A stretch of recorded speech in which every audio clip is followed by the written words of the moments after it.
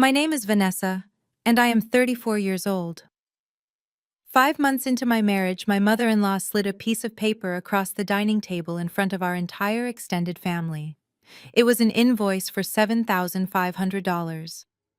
"Your apartment is family property," she announced with a smug smile.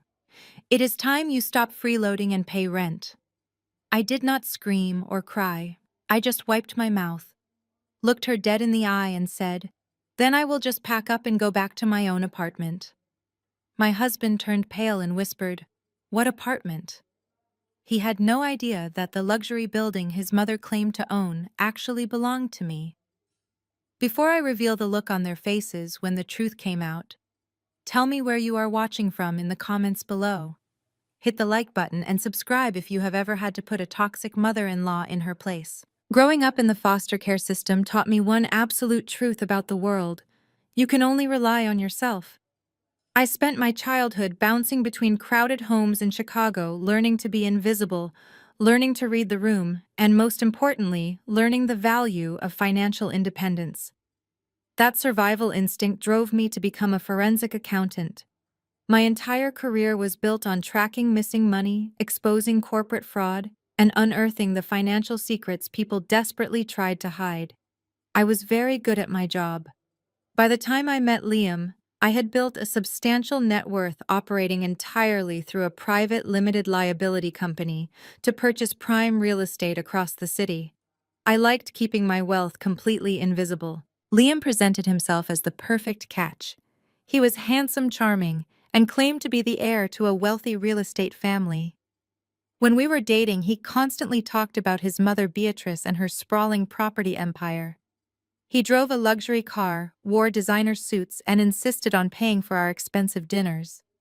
He swept me off my feet, offering the kind of family belonging I had craved my entire life.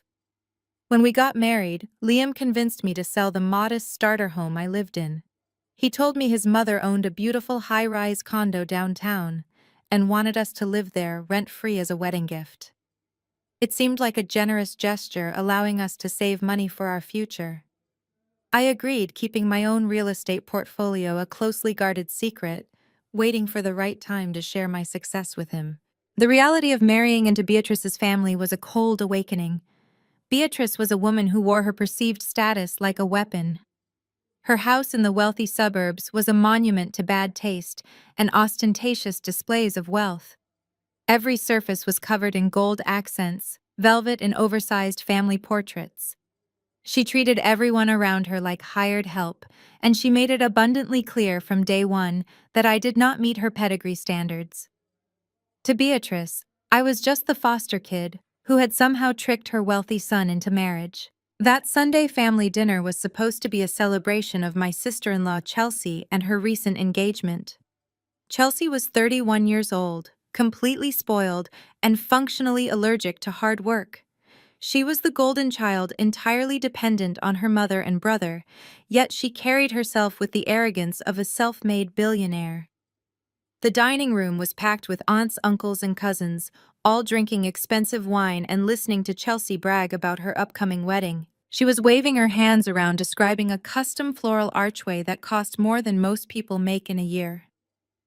"The wedding is going to be easily $100,000, Chelsea boasted, taking a sip of her champagne. "But you only get married once and the family reputation is on the line. We simply must host the event of the season." I sat quietly at the end of the table, cutting my roasted chicken and keeping my thoughts to myself. I had learned early on that offering any input at these dinners only gave Beatrice ammunition to insult my background. Liam sat next to me, laughing too loudly at his uncle's jokes, playing the role of the successful young heir. Suddenly, Beatrice stood up from the head of the table. She picked up a silver spoon and clinked it sharply against her crystal wine glass. The sharp, ringing sound instantly silenced the room. All conversation halted, and 20 faces turned to look at the matriarch of the family. Beatrice smoothed down her silk blouse and offered the room a tight, predatory smile. "Family is the most important thing in the world," Beatrice began, her voice projecting clearly across the long mahogany table. "We support each other. We lift each other up. And most importantly, We protect the legacy that this family has built through decades of hard work and savvy real estate investments. Murmurs of agreement rippled through the older relatives. Chelsea beamed clearly, assuming this speech was going to culminate in a massive financial gift for her extravagant wedding.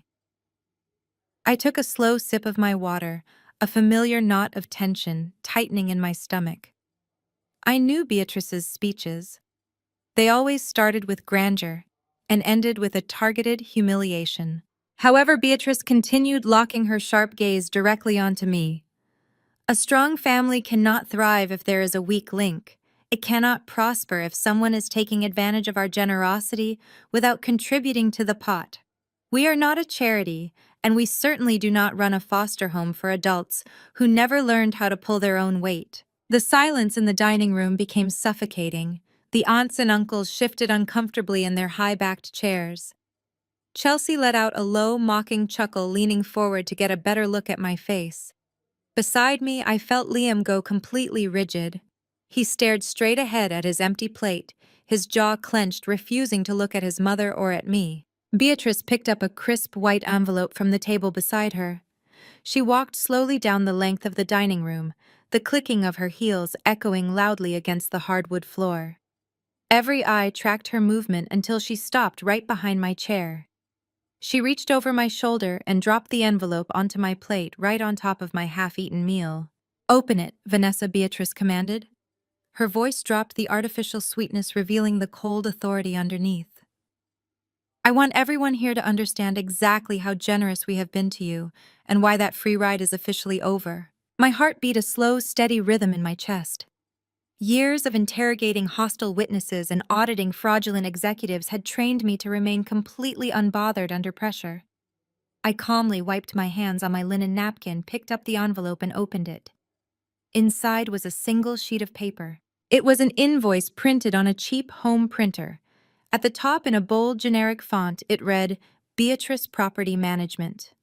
Below that was my name, my condo address, and a list of charges. Rent for the past 5 months calculated at $1,500 per month. The total amount due at the bottom of the page was circled in thick red ink. $7,500. I stared at the paper. As a forensic accountant, my brain immediately registered a dozen red flags. There was no corporate tax identification number. The address listed for the property management company was Beatrice's residential home. There were no standard late fees, no legal disclosures, just a blatant amateur demand for cash. It was not a legal document, it was a shakedown. "I understand that you come from a background where people rely on handouts," Beatrice said loudly, ensuring her voice reached the furthest corners of the room. "But in this family, we work for what we have. Liam moved you into one of my most exclusive downtown properties. Do you have any idea what that condo would rent for on the open market? I am doing you a massive favor by only charging you $1,500 a month." I looked up from the paper, meeting her eyes. "When Liam and I got married, you explicitly told me the condo was a wedding gift. You said we could live there rent-free so we could build our savings." Chelsea scoffed loudly from across the table. "Oh, please, Vanessa. Nothing in this world is free. Liam's money is tied up in important family investments right now. He is funding my wedding, taking care of the business, doing actual work. You have been living in a luxury high-rise for 5 months without paying a single dime. You are literally leeching off our mother's real estate empire. It is pathetic." I turned my head slightly to look at Liam. My husband, the man who had promised to protect and cherish me, was sinking lower into his chair. He looked terrified. The picture of the wealthy, confident heir was entirely shattered. Beatrice said sharply, "Tell your wife how things work in the real world. Tell her that it is time she started contributing to this family instead of just taking up space in my building." The entire room waited. The aunts and uncles watched with morbid curiosity. Chelsea was practically vibrating with excitement, thrilled to see the outsider being put in her place. I waited for Liam to speak, to defend our marriage, to remind his mother of her own words and promises. I waited for him to be the man I thought I had married. Instead, Liam leaned close to my ear. His breath was shaky, his voice a frantic, desperate whisper meant only for me. Vanessa, please, just pay it. You have a good job. You know how hard Mom worked to build this empire. Just write the check so we can get through dinner without a scene. I will make it up to you later. A cold, absolute clarity washed over me. He was not going to defend me. Worse than that, he was completely complicit. He had known this ambush was coming. He had brought me to this dinner specifically so his mother could corner me and humiliate me into handing over my hard-earned money. They thought they could bully the orphan girl because they assumed she had no one to turn to and nowhere else to go. They thought they held all the power because they owned the building. But they had made one massive catastrophic miscalculation. They had no idea who they were actually dealing with. I placed the forged invoice neatly on the table and folded my hands over it. The show was just beginning, and I was about to rewrite the entire script. I turned my head to look fully at Liam. The man sitting beside me was practically sweating. His knuckles were white where he gripped the edge of the table. He refused to make eye contact with me, keeping his gaze fixed firmly on the polished wood. The silence in the dining room stretched tight like a piano wire. Every single person at that table was waiting for me to break. They expected tears. They expected an apology. They expected me to pull out my checkbook and blindly hand over my hard-earned money just to buy their conditional acceptance. Liam nudged my knee under the table. "Just pay it," he whispered. Again, his voice trembling with a mixture of fear and irritation. "You have the money, Vanessa. Stop making a scene and just pay her so we can move on." I did not lower my voice when I replied. My tone was crisp, clear, and projected effortlessly across the dead silent room. "Pay for what exactly, Liam?" I asked, holding his gaze until he was forced to finally look at me. "You want me to pay for the privilege of living in this so-called family empire? You mean the empire you bragged about non-stop for a year? The same empire you used as an excuse when you convinced me to sell my beautiful starter home. You sat in my living room, held my hands, and begged me to sell the house I bought with my own money. You swore that moving into your mother's condo would save us thousands of dollars a year, so we could build a massive joint savings account. You told me it was a wedding gift free and clear because your family took care of their own." The color drained from Liam's face instantly. He looked like he had been struck by lightning. His mouth opened, but no sound came out. Across the table, Chelsea stopped smirking. Several aunts exchanged wide-eyed, uncomfortable glances. Exposing private marital conversations in public was considered a massive breach of etiquette in Beatrice's world, but I was not playing by her rules anymore. "That is an outrageous distortion of the facts," Beatrice snapped, taking a step closer to my chair. Her face flushed an angry mottled red. "We generously allowed you to stay there to get on your feet. But you are a married woman now. You are part of a family that expects contribution. You sold a tiny, insignificant little house in a terrible neighborhood. You should be thanking me on your knees for upgrading your lifestyle. Now you owe me $7,500 for the past 5 months. And moving forward, I expect $1,500 on the first of every single month. If you refuse, I will gladly find a tenant who appreciates the value of my property." I picked up the printed invoice again, holding it by the corner as if it were contaminated. It was almost laughable. The sheer arrogance it took to print a fake bill, march it out during a family dinner, and demand cash without a single legal contract to back it up. They really thought I was just some clueless girl they could intimidate. They forgot what I do for a living. I track liars, I audit frauds, I dismantle financial illusions brick by brick. And sitting at this table looking at my husband cowering and my mother-in-law demanding extortion money, the illusion of the wealthy, benevolent real estate family completely shattered. I placed the piece of paper back down on the table and pushed it away. "I am not paying this," I stated calmly. "I am not paying you $7,500 today, and I am not paying you $1,500 next month. I am not paying you a single dime." Beatrice gasped, clutching a hand to her chest in mock horror. "How dare you? You ungrateful, manipulative little leech. After everything we have done for you, you sit at my table, eat my food, and refuse to pay your debts. I am the owner of that building. You are a guest in my property. If you do not pay your rent, I will throw you out on the street tonight." Chelsea slammed her hand on the table. You heard her, Vanessa. Pay up or get out.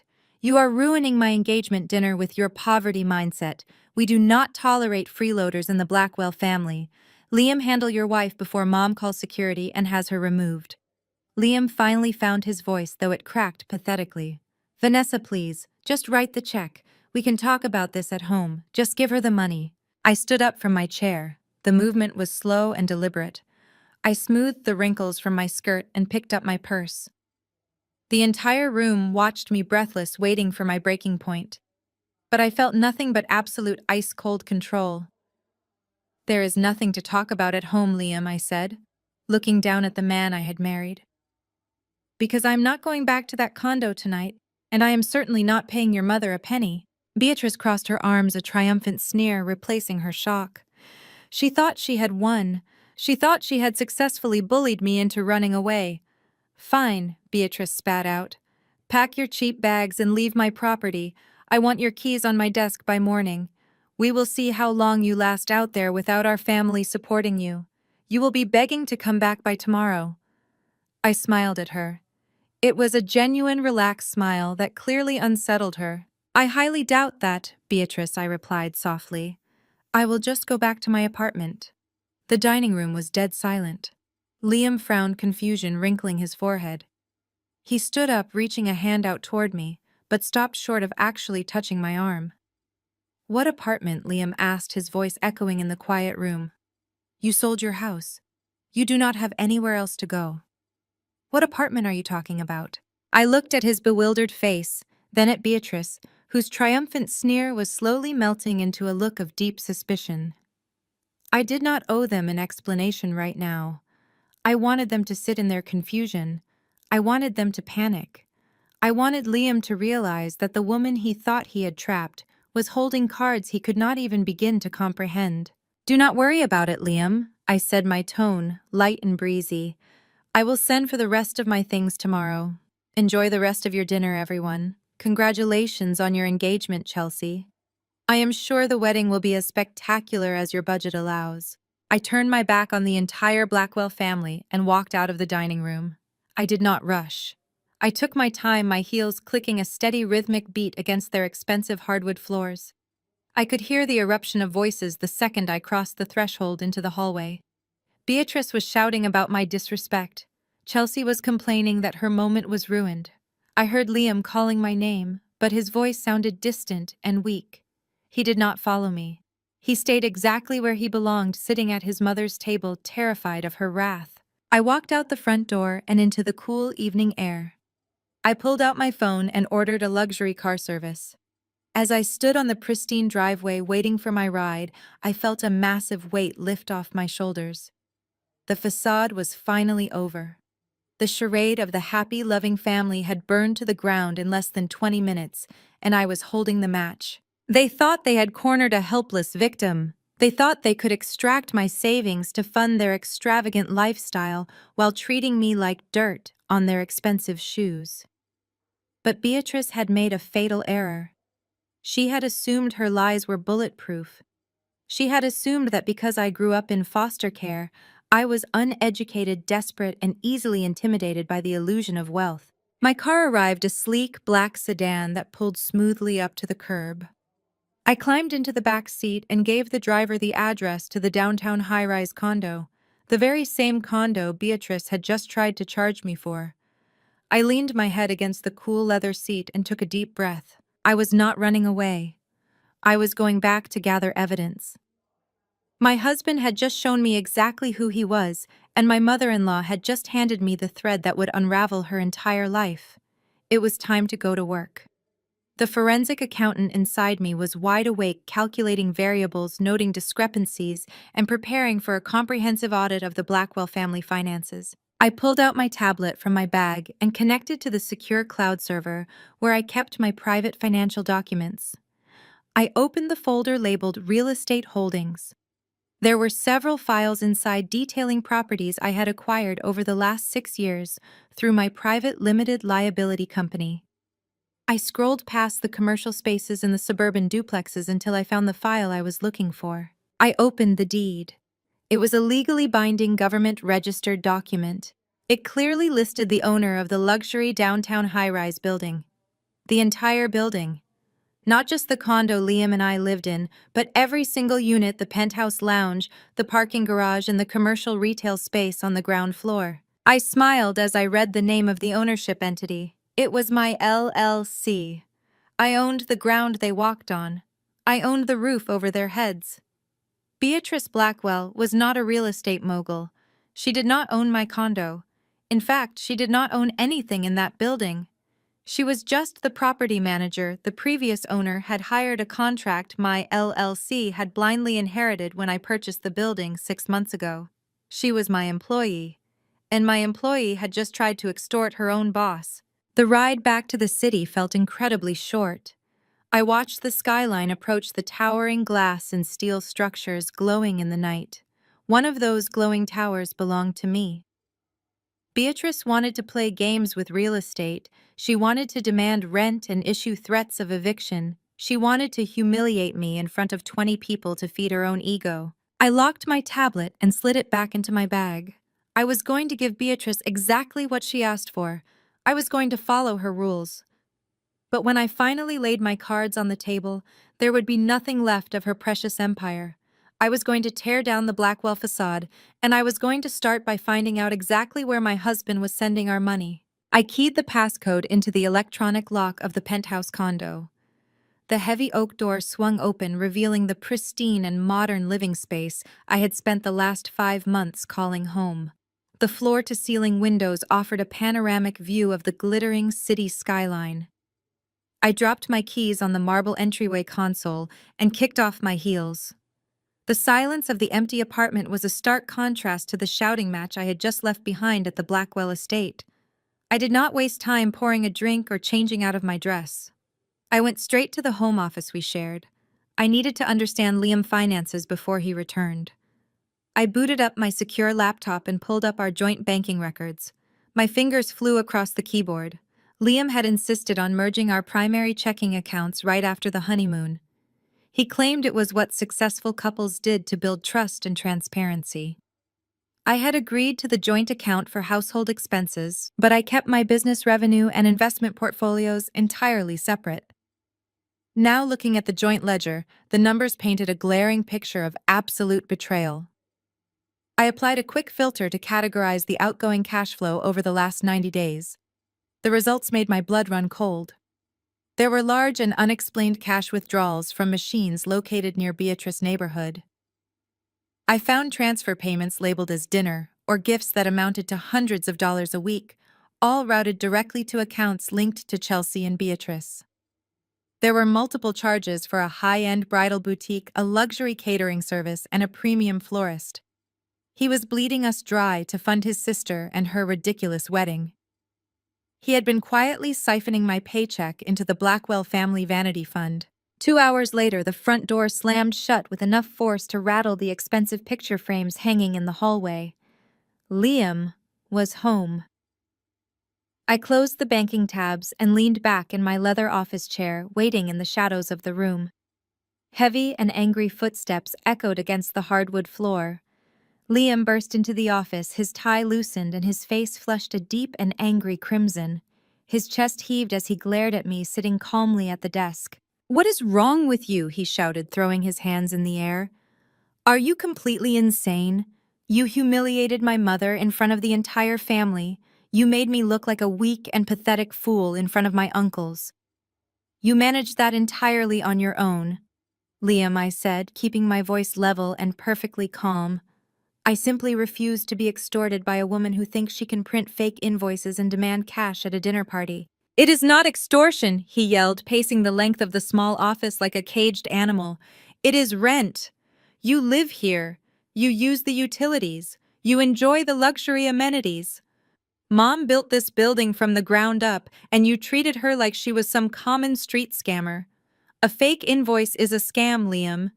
If she wanted rent, she should have presented a legal lease agreement before we moved in, not ambushed me 5 months later in front of 20 relatives." Liam stopped pacing and leaned over the desk, invading my space.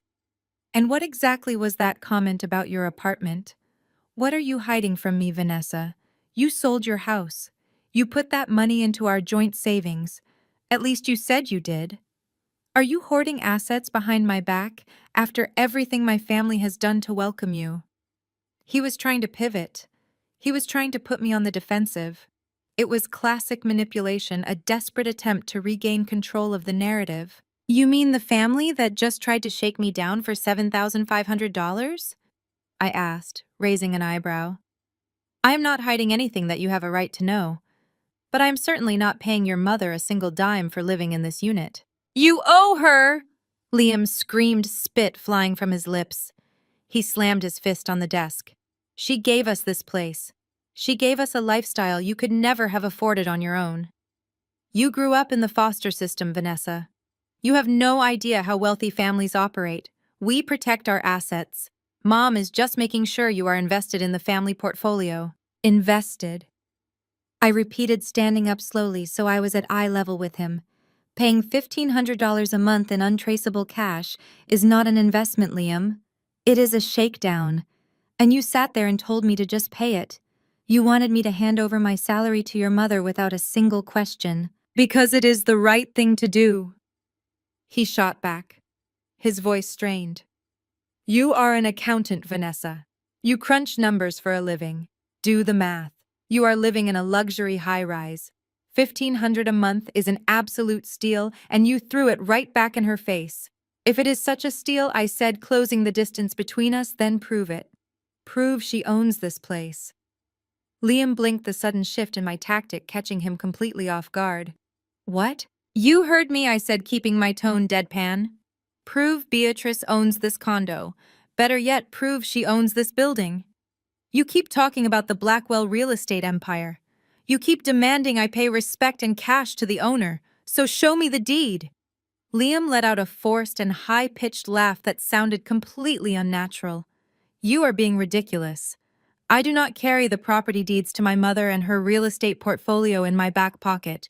But you have access to them, I challenged, taking another step forward, forcing him to back up toward the doorway. You are the heir to the empire, right? That is what you told me when we met.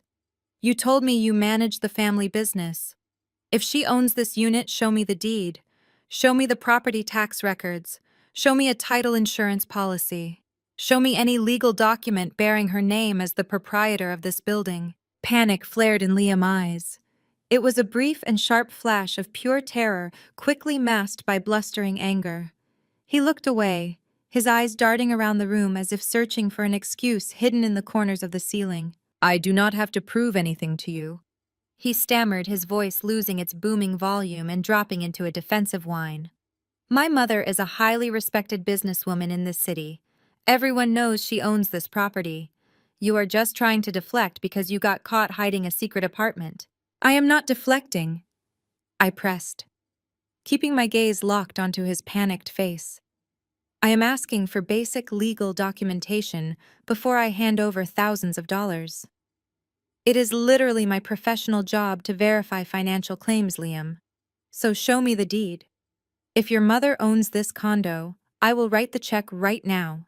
If you can pull up the county tax assessment website and show me Beatrice Blackwell listed as the registered owner, I will apologize to her tomorrow and pay the invoice in full. I watched him swallow hard. A thick bead of sweat rolled down his temple, catching the light from the desk lamp. He knew he could not produce the deed because he knew his mother did not own the building. But he did not know that I already knew the absolute truth. He thought he was just protecting a desperate lie, trying to keep his elaborate facade from crumbling around him. You are completely out of your mind, Liam said, his voice dropping into a vicious and defensive sneer. You are paranoid. This is exactly why my mother did not want me to marry you. She said you would be untrusting. She said girls from the system always have a chip on their shoulder, always suspecting successful people of trying to ruin them. Leave my background out of this, I warned, my tone dropping to a dangerous and icy whisper. This is about a fake invoice and a demand for cash. Show me the deed right now. I am not playing this game with you, Liam shouted, pushing past me into the hallway. I am not going to indulge your crazy conspiracy theories. My mother gave us a beautiful home and you spat in her face. I followed him down the hall, matching his frantic pace. Where are the property records, Liam? Why are you so afraid to show them to me? What are you hiding from your own wife? I am not hiding anything, he yelled, grabbing his coat from the entryway console. He was moving frantically, practically ripping the fabric as he shoved his arms into the sleeves. He was desperate to escape the interrogation. He could not answer my basic questions, and his only remaining defense mechanism was a cowardly retreat. If you are not hiding anything, open your laptop and log into the county clerk database, I demanded, standing between him and the front door with my arms crossed. It takes exactly 2 minutes to verify property ownership in this state. Do it right now. Clear your mother and her name. Liam shoved past me, his shoulder hitting mine as he grabbed the heavy brass doorknob. You need serious psychiatric help, Vanessa. You are having some kind of mental breakdown. I am not staying here to be interrogated by my own wife over a simple and standard rent request. It is not a rent request, I said, my voice rising to match his rising panic. It is a scam, and you are completely in on it. You knew she was going to demand that money tonight at dinner. You set me up to be ambushed. You are crazy, Liam spat, pulling the door open and stepping out into the brightly lit corridor. You are completely unhinged. Call my mother when you are ready to apologize and pay what you owe her. Until then, do not even bother calling my phone. He stormed out into the hall, slamming the heavy oak door so hard the walls of the condo vibrated. I stood alone in the entryway, listening to his rapid and heavy footsteps retreating down the hallway toward the elevator bank. He was running away because he knew he was trapped in a lie. He could not produce a deed that did not exist. He could not defend a financial illusion that was rapidly falling apart. And as the elevator doors chimed and closed, taking my treacherous husband away, I smiled in the quiet apartment. He was protecting his mother and her lies, but he had just handed me all the ammunition I needed to destroy them both. The silence that followed his departure was not heavy or oppressive. It was the sound of absolute clarity. I walked back into the office, my mind calculating the next phase of my audit. They wanted a war over real estate and money. They were about to learn that they had challenged the wrong woman. I barely slept that night. My mind was a whirlwind of numbers, ledgers, and the sickening reality of Liam's betrayal. I was up at 6, drinking black coffee and running deeper audits on my secure laptop. Liam had not returned, and his absence was a loud confirmation of his guilt. I was deep into a spreadsheet tracing irregular transfers to a floral designer when the frantic buzzing of the intercom shattered the quiet morning. I checked the video monitor panel on the wall. Chelsea was standing in the lobby, tapping her foot impatiently and glaring at the camera. I sighed, pressed the release button, and waited by the front door. I knew exactly why she was here. She was Beatrice's attack dog, sent to enforce the extortion demand, while Liam hid from the fallout. 10 minutes later, loud, aggressive knocking hammered against my door. I opened it to find Chelsea standing in the hallway, looking like she had stepped out of a reality television show. She wore oversized designer sunglasses, a pristine yoga outfit that had clearly never seen a gym, and carried a completely empty tote bag. She did not wait for an invitation. She pushed past me, her shoulder intentionally knocking into mine as she barged into the entryway of the condo. "Where is Liam?" she demanded, not bothering to take off her shoes as she marched across the hardwood floor. "He did not come home last night," I replied evenly, closing the door and leaning against it. "I assume he is hiding at your mother's house." "What do you want, Chelsea? It is 7 in the morning. I want what is owed to my family," she said, pulling off her sunglasses and glaring at me. "You completely embarrassed my mother last night. You ruined my engagement dinner with your tacky, low-class dramatic display. You think you can just walk out on a debt and pretend nothing happened. Mom sent me to collect. If you will not write the check for the $7,500 you owe her, then I am taking collateral." "Collateral?" I repeated, a slow, disbelieving smile spreading across my face. "You are trying to repossess my belongings to cover a fake rent invoice. Are you out of your mind?" "It is not a fake invoice," Chelsea snapped, her voice rising to a shrill pitch. "You live in a Blackwell building. You owe Blackwell money. You are nothing but a foster kid trying to leech off old money, and we are putting an end to it right now. Mom said you have a collection of vintage designer handbags in the master closet. Those should cover a few months of your freeloading. Move out of my way. She turned and marched toward the master bedroom. I watched her go, genuinely astounded by her audacity. She truly believed her family's supposed wealth gave her the right to commit blatant theft. She believed I was so intimidated by their status that I would just stand back and watch her steal my personal property. She was severely mistaken. I did not run after her. I walked calmly down the hallway, reaching the bedroom just as she flung open the doors to my walk-in closet. She gasped, her eyes widening as she took in the carefully organized shelves displaying my collection. It was a substantial collection, acquired over years of hard work and smart investments, long before I ever met Liam. Chelsea reached out her manicured hands, grasping the handles of a rare, pristine condition Birkin bag. "This one will do nicely," she declared, pulling it off the shelf. "Mom can sell this to one of her friends to recoup the money you stole from us. You probably bought this with Liam's credit card anyway." "Put the bag down." "Chelsea," I said, my voice dangerously low. I stepped into the closet, blocking the exit. "You are currently trespassing in my home and attempting grand larceny. Put it down and walk out the front door before I call the police." Chelsea turned to face me, clutching the handbag tightly to her chest. She laughed, a harsh and grating sound. "You are not going to call the police, Vanessa. You would not dare drag the Blackwell name through the mud like that. Liam would divorce you in a second if you called the cops on his sister. And this is not your home. It belongs to my mother. She authorized me to secure payment for the rent you refused to pay. Now get out of my way. I am taking this bag, and I am taking that Chanel one too." She lunged forward, trying to shove past me, holding the Birkin like a shield. She expected me to shrink back, to cower, just as Liam did when Beatrice raised her voice. But I did not move an inch. As she tried to push past, I reached out and caught her wrist in a grip that was entirely unyielding. My fingers clamped down tight, stopping her momentum instantly. Chelsea gasped, her eyes snapping to mine in shock. "Let go of me," she shrieked, struggling to pull her arm away. "You are hurting me." I applied a fraction more pressure, just enough to let her know I was in complete control of the situation. I grew up fighting for survival in group homes. "Chelsea," I said, my voice dropping into a lethal quiet register. "I have dealt with bullies far more frightening than a spoiled princess who thinks she is entitled to steal my property. Drop the bag. Now." Her bravado faltered. The arrogant sneer vanished, replaced by genuine fear, as she realized I was not playing her game. She dropped the Birkin. It hit the carpeted floor of the closet with a soft thud. I released her wrist immediately, but I did not step back. "You are a psycho!" she gasped, rubbing her wrist and backing away from me until she hit the closet wall. "You are violent and completely unhinged. Liam warned us about you. He said you were unstable." "Did he?" I asked, crossing my arms.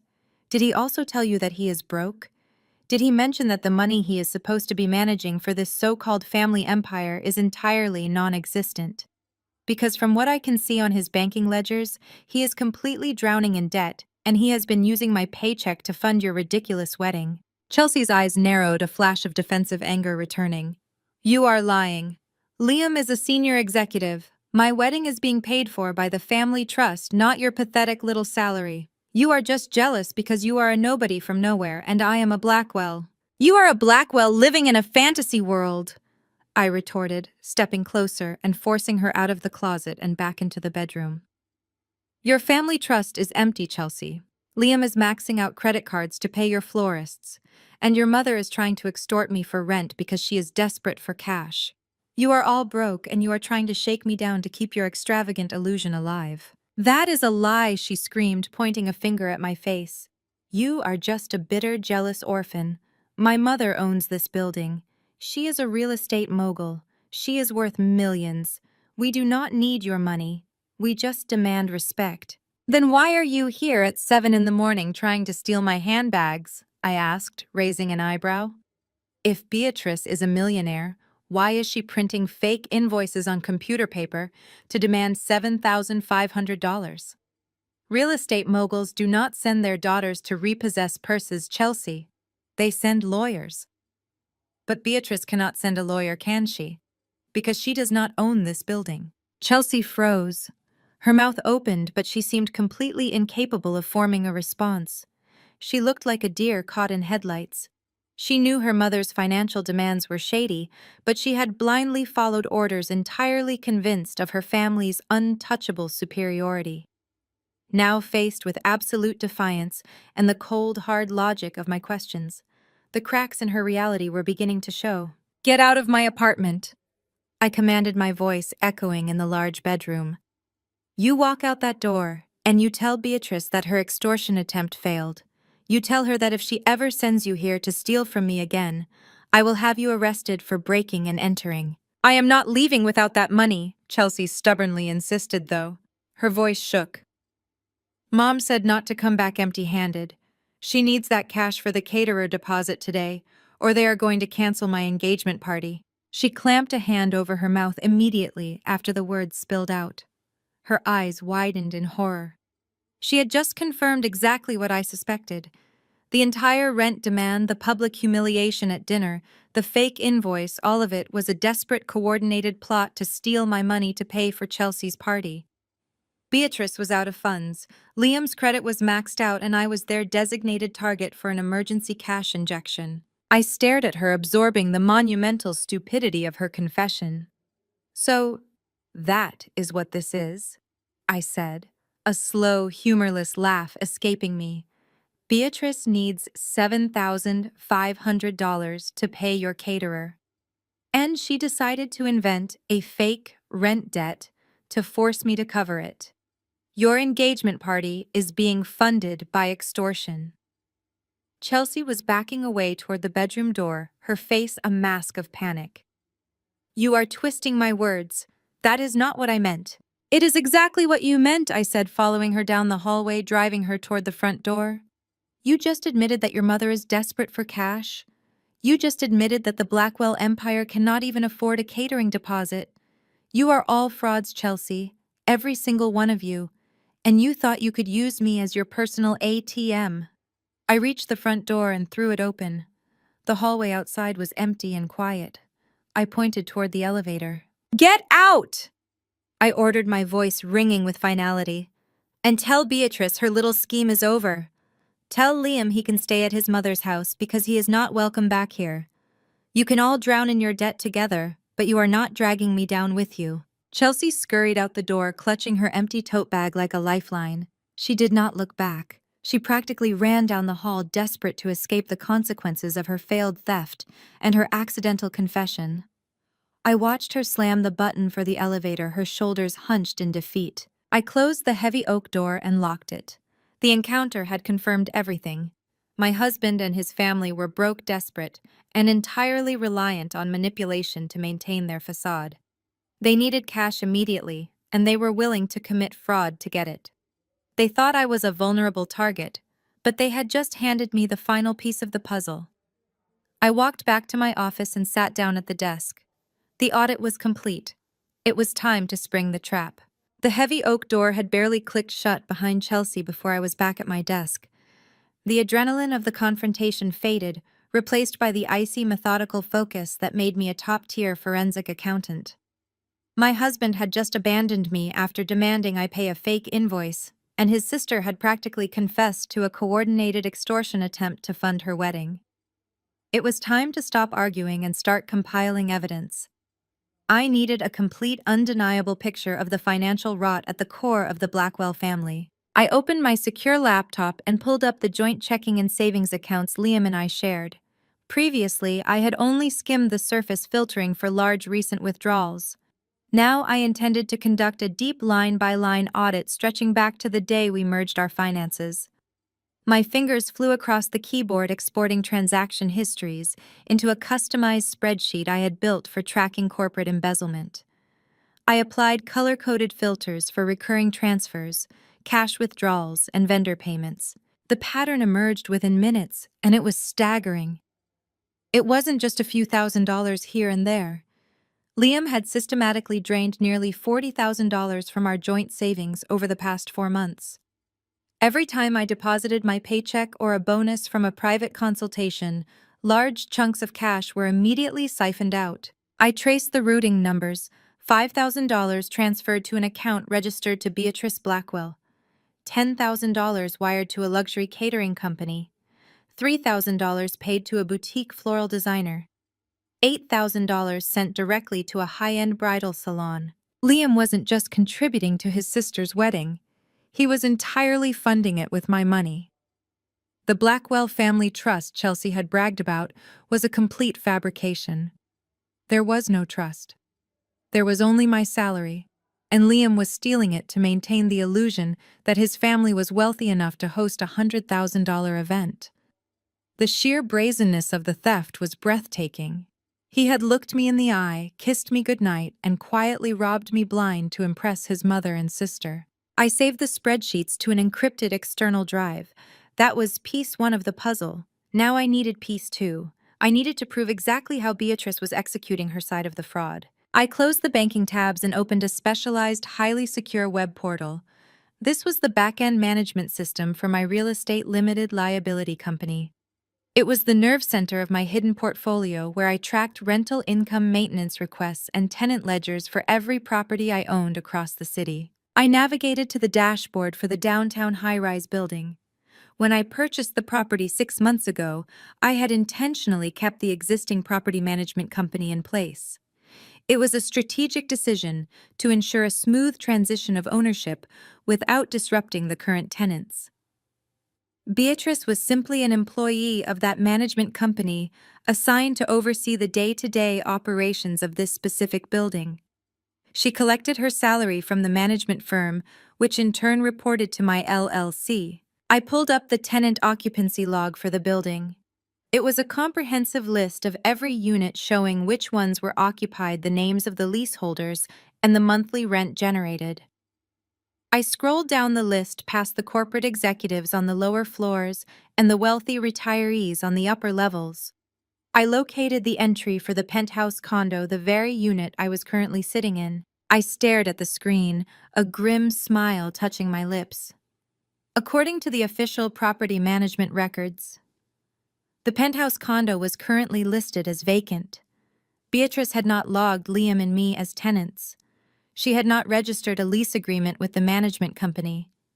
By keeping the unit officially vacant in the system, she ensured that no rent was expected to be collected or reported to the building's owner. But the reality was entirely different. Beatrice had moved her son into the vacant unit, claiming she owned it, and was gifting him free rent. And now, desperate for cash to cover the remaining wedding deposits, she was demanding that I pay her directly in cash for living in an apartment she was hiding from the actual owner. She was actively stealing the use of the property and attempting to pocket the extortion money without any paper trail. It was a classic, albeit clumsy embezzlement scheme, and she was running it against the very woman who signed her employer's paychecks. I took screenshots of the occupancy log, ensuring the date and timestamps were clearly visible. I downloaded the system logs showing Beatrice's user ID marking the unit as vacant on the day we moved in. I compiled every piece of data into a single devastating dossier. The picture was now complete. Liam was stealing from our joint accounts to fund his sister's wedding. Beatrice was embezzling property resources and attempting to extort rent under the guise of ownership to cover the rest. They were drowning in debt, living entirely on lies, and I was their chosen victim to keep the sinking ship afloat. I closed the laptop and leaned back in my chair. The anger had completely evaporated, leaving behind a profound sense of calm. They had chosen to play a dangerous game with a woman whose entire career was dedicated to destroying financial criminals. Beatrice wanted to pretend she was a powerful real estate mogul. Liam wanted to pretend he was a wealthy heir. Chelsea wanted to pretend she was a high society bride. I stood up and walked to the window looking out over the city. The trap was fully set. I had the banking records, I had the property logs, I had the absolute proof of their fraud. I just needed the perfect moment to spring it. I needed a moment so public, so devastating that they could never recover from the humiliation. I needed a stage. And as I looked down at the street below, I realized exactly where that stage would be. Beatrice had a party to host, and I was going to be the main event. The next 48 hours were a masterclass in radio silence. I did not call Liam. I did not text Chelsea. I certainly did not reach out to Beatrice. I stayed in the penthouse working my actual corporate job, remotely watching the digital footprint of my husband shrink as his panic undoubtedly grew. He had not returned to the condo. His toothbrush remained dry in the master bathroom, and his side of the closet was untouched. He was hiding, waiting for his mother to strike the next blow. I knew Beatrice would not be able to handle the silence. Narcissists abhor a vacuum. They need a reaction, a target, a surrender. When her spoiled daughter returned empty-handed from her botched repossession attempt, Beatrice would have been furious. She needed her caterer paid. She needed her power validated. It happened on Thursday afternoon. I was in the middle of reviewing a quarterly earnings report for a legitimate client when a sharp, aggressive knock hammered against the heavy oak front door. It was not the polite tap of a delivery driver or the building concierge. It was a rapid, demanding pounding designed to startle whoever was inside. I did not rush. I saved my spreadsheet, locked my workstation, and walked down the hallway at a measured pace. By the time I reached the entryway, the knocking had stopped. I checked the security camera feed on the wall panel. The corridor was empty. Whoever had been there was already gone, fleeing the scene like a coward. But as I glanced down, I saw a thick manila envelope lying flat on the welcome mat, shoved roughly under the door gap. I picked it up. It had my full legal name printed on the front in bold block letters. There was no return address, no postage stamp. It had been hand-delivered. I took the envelope back to the kitchen island, sliced the top open with a letter opener, and pulled out a stack of 3 papers stapled together. The word printed at the very top of the first page made me burst into genuine, unrestrained laughter. Notice of immediate eviction. It was printed in an obnoxiously large, bright red font. I spread the pages out on the marble countertop and leaned over them, letting the forensic accountant in me dissect this absolute masterpiece of amateur fraud. Beatrice had clearly used a free online template, the kind you download from a shady legal advice blog. She had not even bothered to format it correctly. The margins were misaligned, and she had forgotten to remove the bracketed placeholder text in the second paragraph that read, "Insert landlord name here." But what it lacked in legal validity, it made up for in sheer unadulterated extortion. The document demanded the immediate surrender of the premises within 24 hours, unless the past due balance of $7,500 was paid in full. It listed Beatrice Blackwell as the sole owner and managing director of the property. But the real threat was buried in the third paragraph, typed out in aggressive, bold print. Failure to remit the full balance via certified bank check will result in immediate legal action. Furthermore, this delinquent debt will be reported to all 3 major credit bureaus. Your financial standing will be permanently damaged, your credit score will be ruined, and a formal eviction record will prevent you from ever securing luxury housing in this city again. Do not test me, Vanessa. I ran my fingers over the typed words. She had actually put her extortion threat in writing. She had mailed me a signed confession of her intent to commit financial blackmail. Beatrice knew my background. Liam had told her everything. She knew I grew up with absolutely nothing, bouncing around the foster care system, with all my belongings packed in garbage bags. She knew that my pristine credit score, my savings, and my financial stability were my armor against the world. To someone like me, a ruined credit score and an eviction record were death sentences. They meant homelessness. They meant a return to the poverty I had clawed my way out of. Beatrice was banking on that childhood trauma. She thought threatening my financial record would trigger a panic response, forcing me to empty my bank accounts to appease her. She thought my fear of being poor again was greater than my intelligence. She was dead wrong. My phone buzzed on the counter. The caller ID flashed Beatrice. I let it ring 3 times, taking a slow sip of my coffee before swiping to answer. I did not say hello. I just brought the receiver to my ear and waited. "I assume you received my notice," Beatrice said. Her voice was dripping with condescension, sharp and cold. "I did," I replied evenly. "The formatting is atrocious, Beatrice. You left the placeholder text in the second paragraph." If you are going to threaten someone with illegal eviction, you should at least proofread the document. I heard her inhale sharply, furious that I was not sobbing or begging. You think this is a joke, Vanessa? You think you can smart-mouth your way out of a debt? I am giving you one last chance to do the right thing. You have 24 hours to bring a certified check for $7,500 to my house. If you do not, I am calling my contacts at the credit bureaus. I will flag your social security number. I will tank your immaculate little credit score so fast your head will spin. You will not even be able to finance a used car when I am done with you. I tapped my fingernail against the marble countertop, matching the rhythm of my pulse. You cannot report a debt to the credit bureaus without a signed lease agreement, Beatrice. We never signed a lease. We never signed any financial contract. You have no legal standing to report anything. You lived in my building for 5 months, she snapped back, her voice raising in pitch. That constitutes a verbal contract in this state. And I have lawyers on retainer who specialize in destroying ungrateful tenants.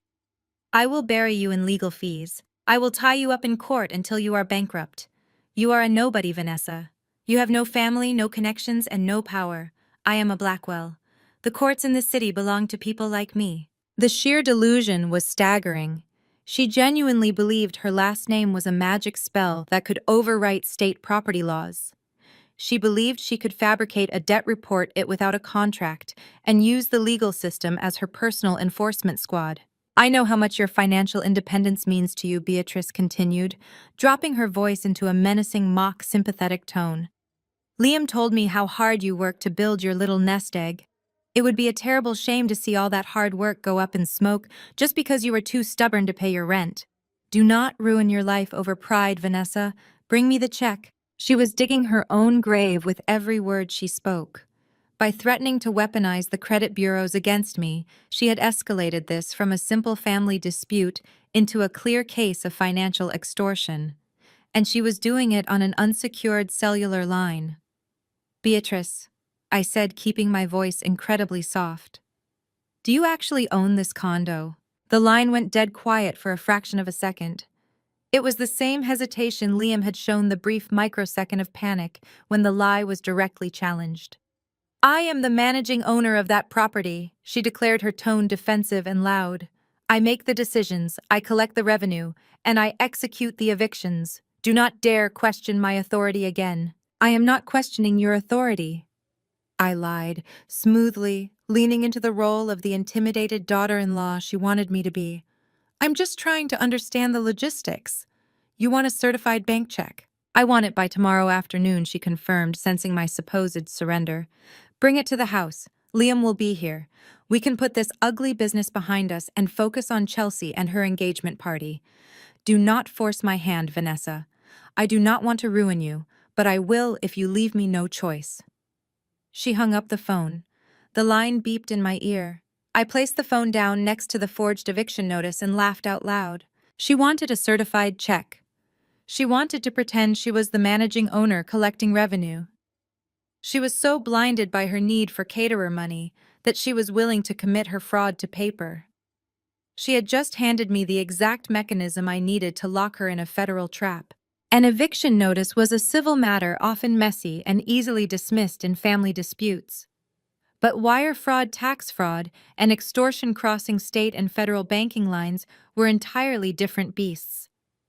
If I just handed her cash, it was a he said she said scenario. If she signed fraudulent tax documents and forged a commercial lease to process a bank check, she was committing a felony. I gathered the fake eviction notice and placed it into a clear plastic folder. This was piece 3 of my evidence dossier. I had the banking ledgers proving Liam was stealing my money. I had the internal property logs proving Beatrice was hiding my occupancy from the building owner. Now I had written proof of her attempt to extort me using the threat of credit destruction. The strategy was fully formed in my mind. I was not going to fight the eviction notice. I was not going to tell her that I owned the building yet. I was going to play the terrified, defeated foster kid. I was going to let her believe that her cruel threat against my credit score had broken my spirit. I walked over to the floor-to-ceiling window and looked down at the city traffic. Beatrice was about to learn a very painful lesson about corporate finance. You never demand a certified check from a forensic accountant unless your paperwork is absolutely flawless. I needed Liam to come back. I needed my cowardly husband to act as the middleman, to push the extortion just a little bit further so I could demand the fake tax forms and the forged lease agreement required to process the payment. The trap was laid. The bait was the $7,500 she desperately needed. Now I just had to wait for Liam to walk through that front door and hand me the matches to burn their entire empire to the ground. Liam did not come home that night. He did not come home Friday either. It wasn't until Saturday morning, roughly 48 hours after Beatrice slipped her ridiculous eviction notice under the door, that the heavy deadbolt finally clicked. I was sitting at the kitchen island nursing my second cup of coffee and reviewing the final drafts of my evidence dossier. The door opened slowly. Liam slipped inside looking like a man who had not slept in days. His suit was wrinkled, his tie was missing, and dark circles bruised the skin under his eyes. He closed the door quietly, leaning against it as if it were the only thing keeping him upright. He didn't speak immediately. He just stared at me, his gaze shifting nervously between my face and the coffee cup in my hands. I waited. The silence was his to break. "Vanessa," he finally croaked, his voice raw and exhausted. "We need to talk." "I'm listening," I replied, not offering a greeting or a smile. He took a hesitant step into the living room, running a hand through his disheveled hair. "My mother told me she gave you notice about the rent." "She gave me an extortion demand wrapped in a fake eviction notice," I corrected mildly, "and she threatened to ruin my credit score if I didn't pay it by yesterday afternoon. Did she send you here to collect her overdue ransom, Liam?" He flinched at the word. "It's not ransom, it's rent, Vanessa. It's what you owe her. And she's serious. She's not playing around. She already called her lawyer. She's drafting the paperwork to report the debt to the bureaus on Monday morning." I took a slow sip of coffee. She can draft whatever she likes. Without a signed lease agreement, she has no legal standing to report a debt. If she tries, I will file a dispute and the bureaus will remove it within 30 days. Liam's face crumpled. "You don't understand," he pleaded, his voice rising in panic. "She won't stop there. She'll take you to small claims court. She'll bury us in legal fees. She'll make our lives a living hell, Vanessa. Is that what you want? A protracted legal battle over $7,000? Is your pride really worth destroying our marriage?" "My pride," I repeated, setting the coffee cup down with a sharp clink. "This isn't about pride, Liam. This is about fraud. Your mother doesn't own this building." "Yes, she does," he shouted, his desperation peaking. "She manages the entire property. It's practically the same thing. Look, I know $1,500 a month wasn't part of the original plan. I know I told you it was a gift, but things changed. The family needs liquidity right now. We have cash flow issues." "You have cash flow issues," I corrected. "I am perfectly fine. And since when does your family's cash flow problem become my emergency financial burden?" Liam closed the distance between us, bracing his hands on the marble countertop opposite me. He looked frantic, like a cornered animal searching for an escape route. "Because we're married. That's what marriage is, Vanessa. You support each other when things get tough. I supported you when you needed a place to live. Now my family needs your help." "You didn't support me when I needed a place to live," I reminded him coldly. "I had a perfectly lovely home that I bought myself. You convinced me to sell it so we could move into this free condo to save money. You lied to me, Liam." "I didn't lie," he insisted, slamming a hand down on the counter. I didn't have the full picture. Mom told me we could stay here. I didn't know she was going to retroactively charge us rent. She sprang it on me right before dinner that night. I didn't know." It was a pathetic defense, and worse, it was a provable lie. But I didn't need to show him the bank ledgers yet. I needed to see how far he would push. "So she sprang it on you," I said slowly, pretending to consider his words. "And instead of defending your wife, you whispered in my ear to just pay it. You watched her ambush me and you took her side." "I was trying to keep the peace," he begged, his eyes wide and pleading. "You don't know what she's like when she's crossed. She'll destroy us, Vanessa. She'll freeze my trust fund. She'll cut me out of the business. I'll lose everything." "You already have nothing, Liam," I said quietly. He froze. What? I said you already have nothing. There is no trust fund. The family business is a mirage. You're broke. Liam stared at me, his mouth opening and closing like a fish out of water. The panic in his eyes was absolute. That's insane. You don't know what you're talking about. Don't I? I leaned forward, lowering my voice. I know you've maxed out 3 separate credit cards in the last 4 months. I know you've been siphoning money out of our joint savings account to pay for Chelsea's caterer, her florist, and her bridal boutique. I know you're drowning in debt. Liam and your mother sent you here today because she's out of options. He didn't deny it. He couldn't. The truth had finally cornered him, and the fight drained completely out of his posture. He slumped against the counter, burying his face in his hands. A ragged, pathetic sob tore from his throat. I didn't have a choice. He wept, his voice muffled by his hands. Mom said the wedding was non-negotiable. She said the Blackwell reputation depended on it. We had to keep up appearances. The investments haven't been paying out like they used to. The market is soft. We just needed a bridge loan until the next quarter. A bridge loan. I laughed, a harsh, humorless sound. You stole $40,000 from your own wife to pay for your sister's party, and you call it a bridge loan. And when you ran out of my money to steal, you and your mother cooked up a fake rent demand to extort me for the rest. That's not a bridge loan, Liam. That's felony embezzlement. Liam dropped his hands, his face streaked with tears and splotchy red. He looked utterly broken, stripped of all the arrogant bravado that usually defined him. It's not like that, he pleaded, reaching out across the counter toward my hand. I pulled back instantly.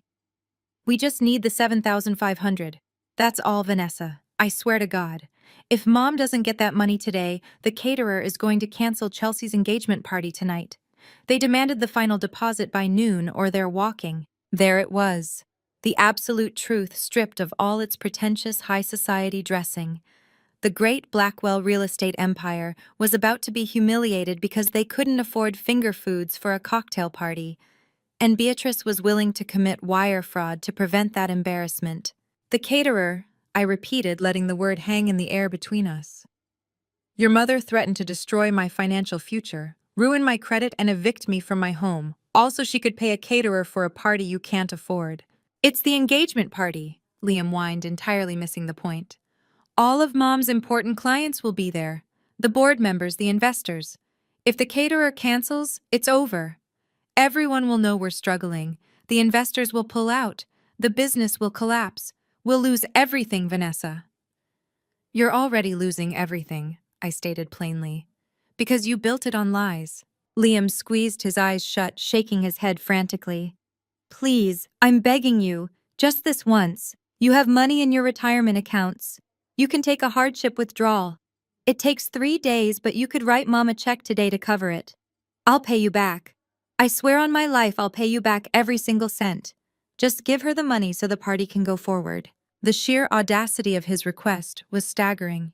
He was begging me to liquidate my retirement savings, the money I had bled for, saved for, and guarded my entire adult life to fund his sister's vanity project.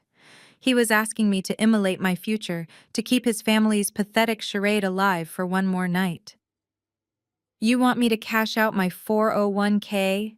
I said slowly, making sure I fully understood his depravity. To pay for Chelsea's engagement party.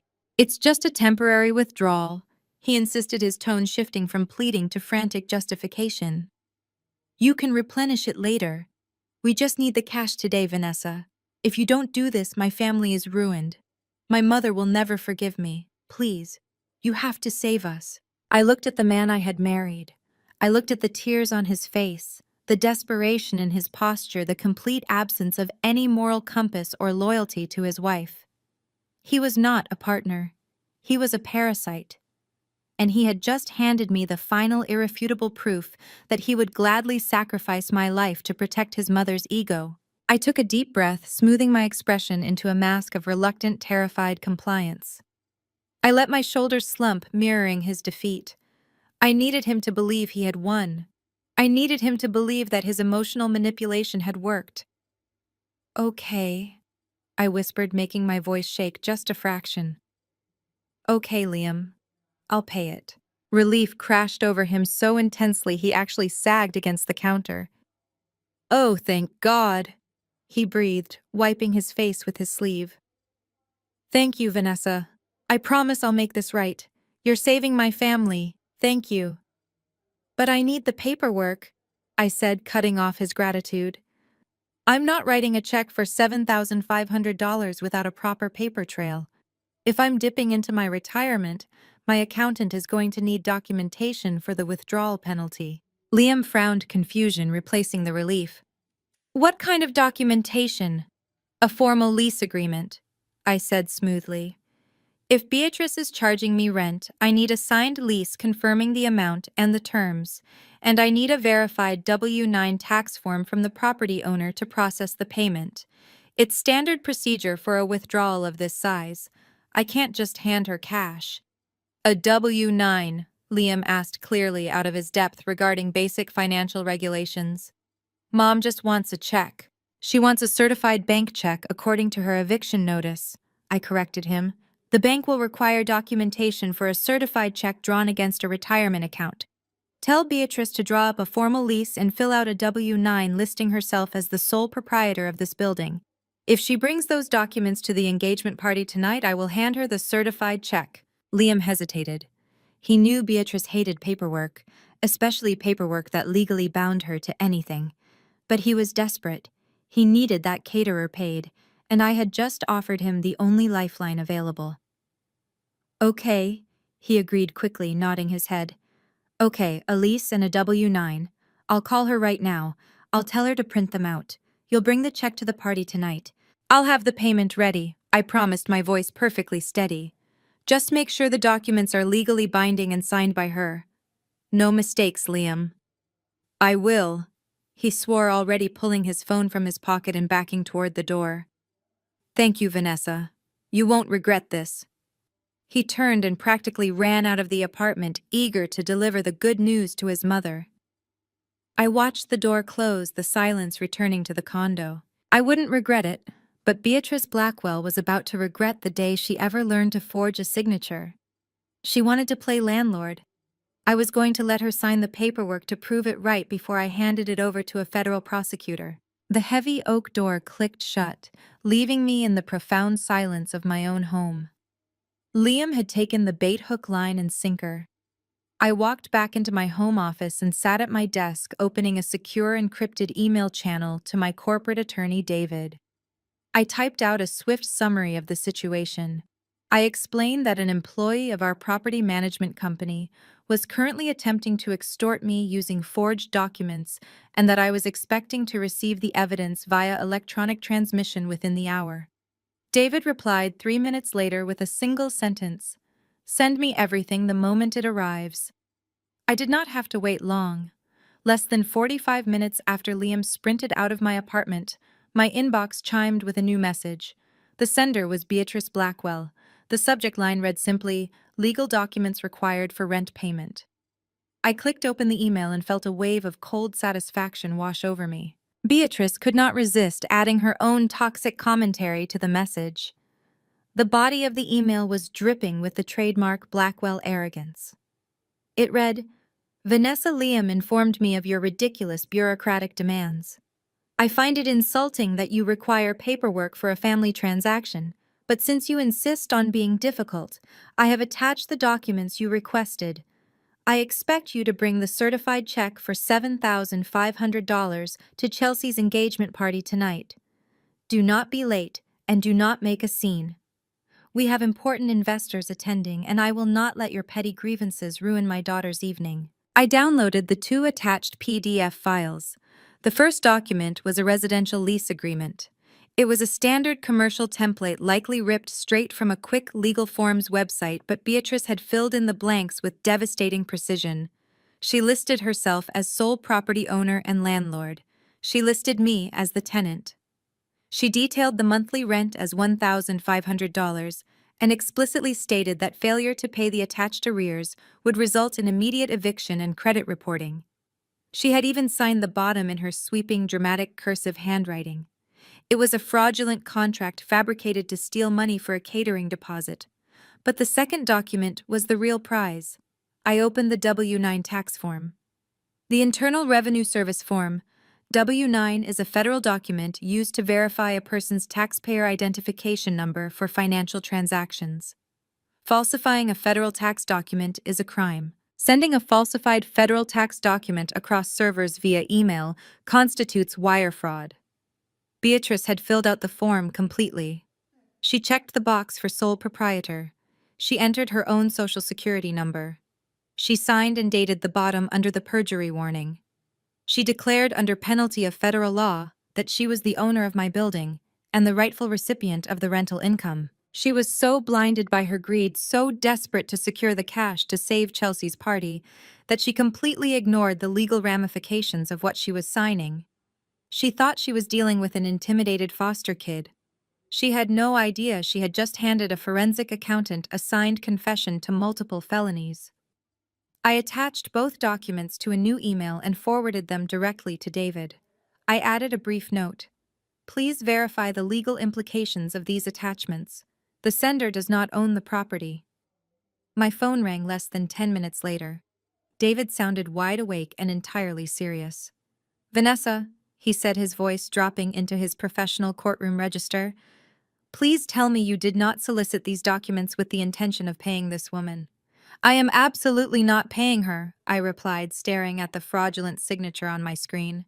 She demanded rent for a condo I own. I simply told my husband that if his mother wanted a certified check from my retirement account, she needed to provide a lease and a tax form. She generated and emailed these documents entirely on her own. I hear you typing, David. What is the verdict? There was a pause on the line as he reviewed the files. The verdict is that Beatrice Blackwell just committed several serious crimes, David confirmed. By falsifying a federal tax form to obtain financial gain, she committed tax fraud. By sending these forged documents via email to extort money, she committed wire fraud. And by claiming ownership of a property she merely manages, she breached her employment contract with your holding company. She handed you a loaded gun, Vanessa. That is exactly what I thought, I said, a genuine smile forming on my face. She is hosting her daughter's engagement party in the penthouse lounge of my building tonight. She expects me to show up and hand her a certified check in front of her high society friends. I plan to attend, and I plan to give her an envelope, but it will not contain a check. What are you giving her? David asked, a hint of amusement breaking through his strict professionalism. I am giving her a notice of immediate termination for embezzlement and gross misconduct, I stated clearly. I want you to draft it right now. Detail the fraudulent lease, the fake tax form, and the misuse of the building occupancy logs. I want it on official corporate letterhead. Have a courier deliver a hard copy to my door within the next 2 hours. Consider it done, David said. Do you need me to alert local law enforcement? I looked at the clock on my desk. Not yet, I instructed. I want Beatrice to put on her show. I will hand her the notice myself. Once she reads it, I will call. Just have the paperwork ready. I hung up and closed my laptop. The trap was set. Beatrice demanded I bring the payment to the penthouse. I will give her exactly what she asked for. I spent the rest of the afternoon working in absolute tranquility. At 6 o'clock, I closed my laptop and moved to the master bedroom to prepare for the evening. I did not choose my outfit lightly. If I was going to execute a corporate firing and a property eviction in the middle of a high society engagement party, I needed to look like the executioner.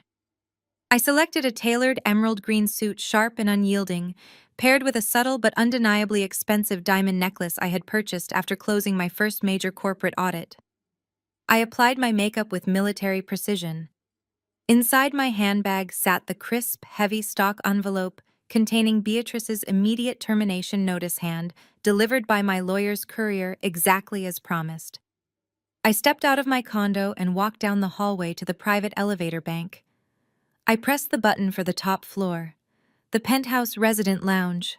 When the polished steel doors slid open, I stepped out into a scene of staggering financial irresponsibility.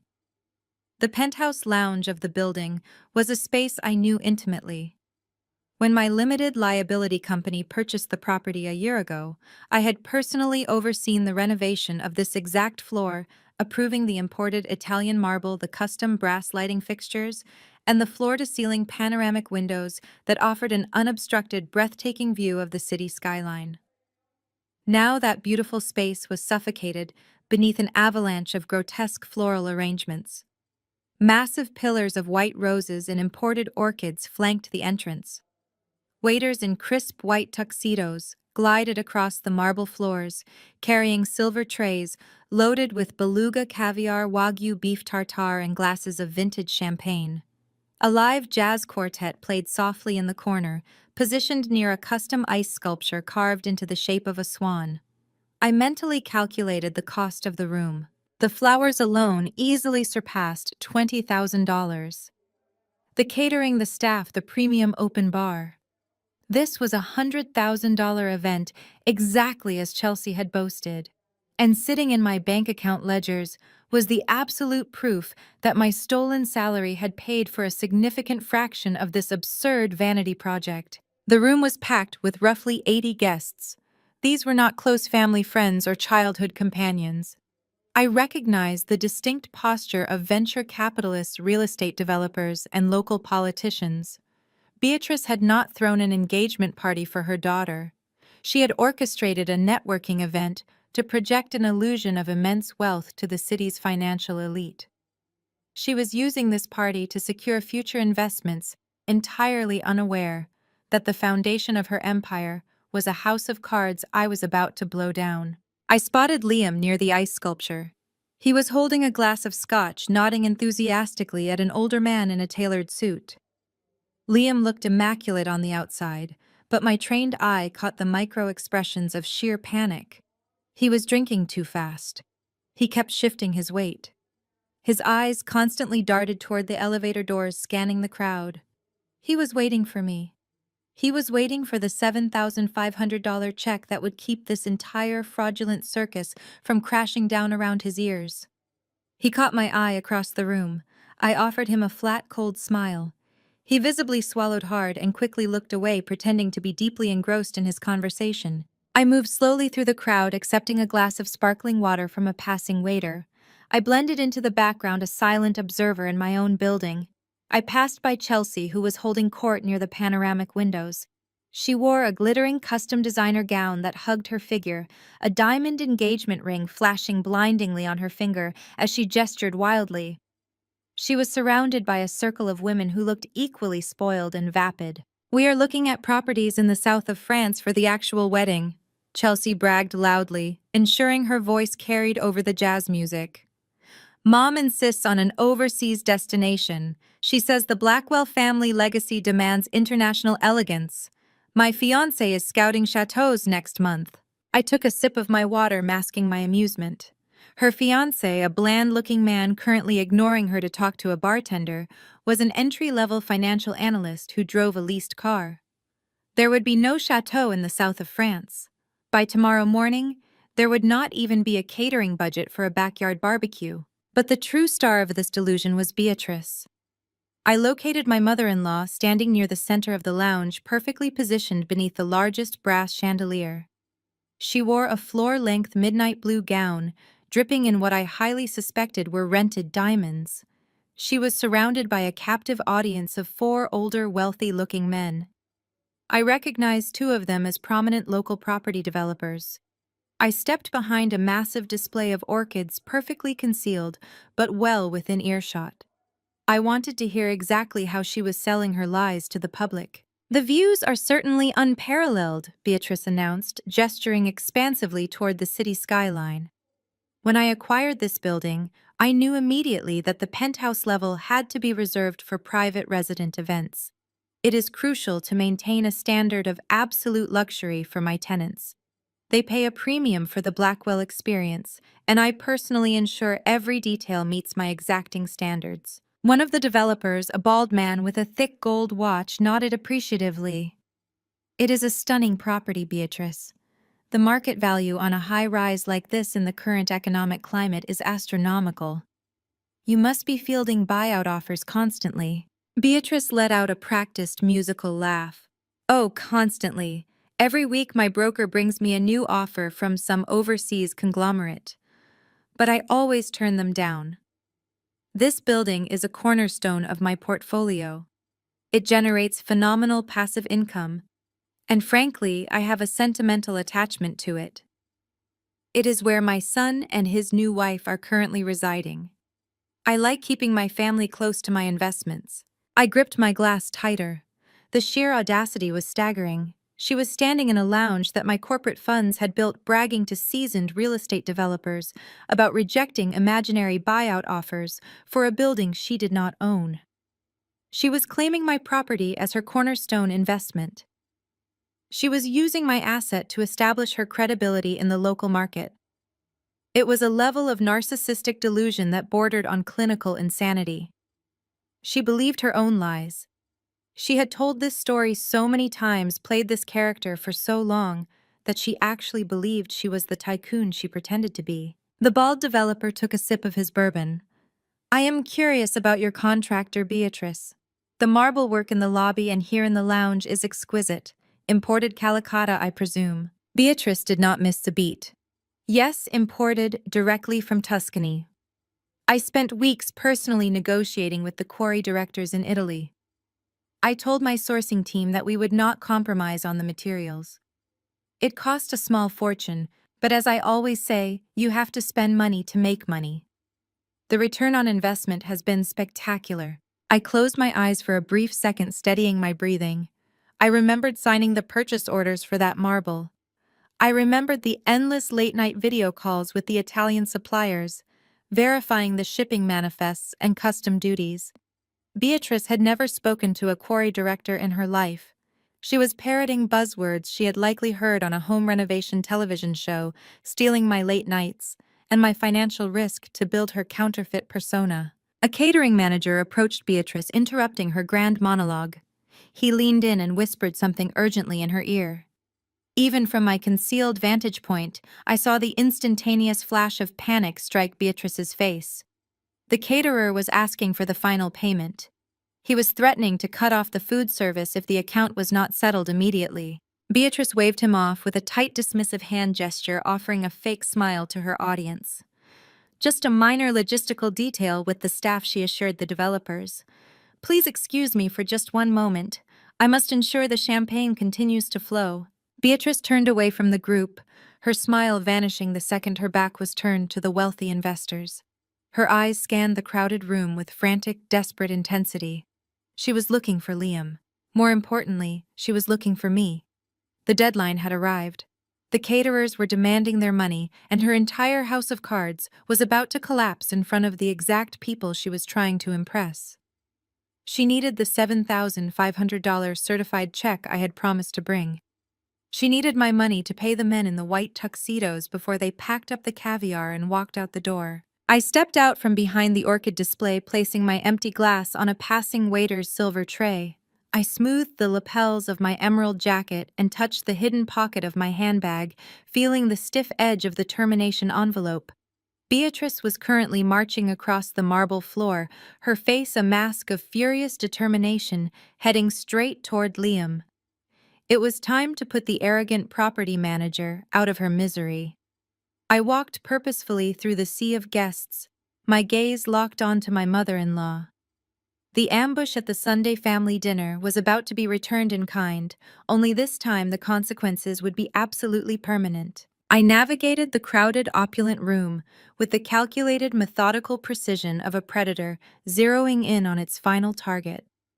The air was thick with the scent of expensive cologne and the overwhelming fragrance of the imported white roses Chelsea had demanded. Waiters wove seamlessly through the glittering crowd, carrying trays of champagne, but my focus remained entirely locked ahead. Beatrice had reached Liam near the towering swan ice sculpture.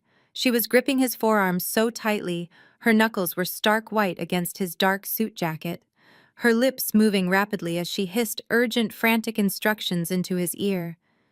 Liam looked like he was going to be physically ill. His complexion had turned a sickly pale gray, and sweat beaded along his hairline.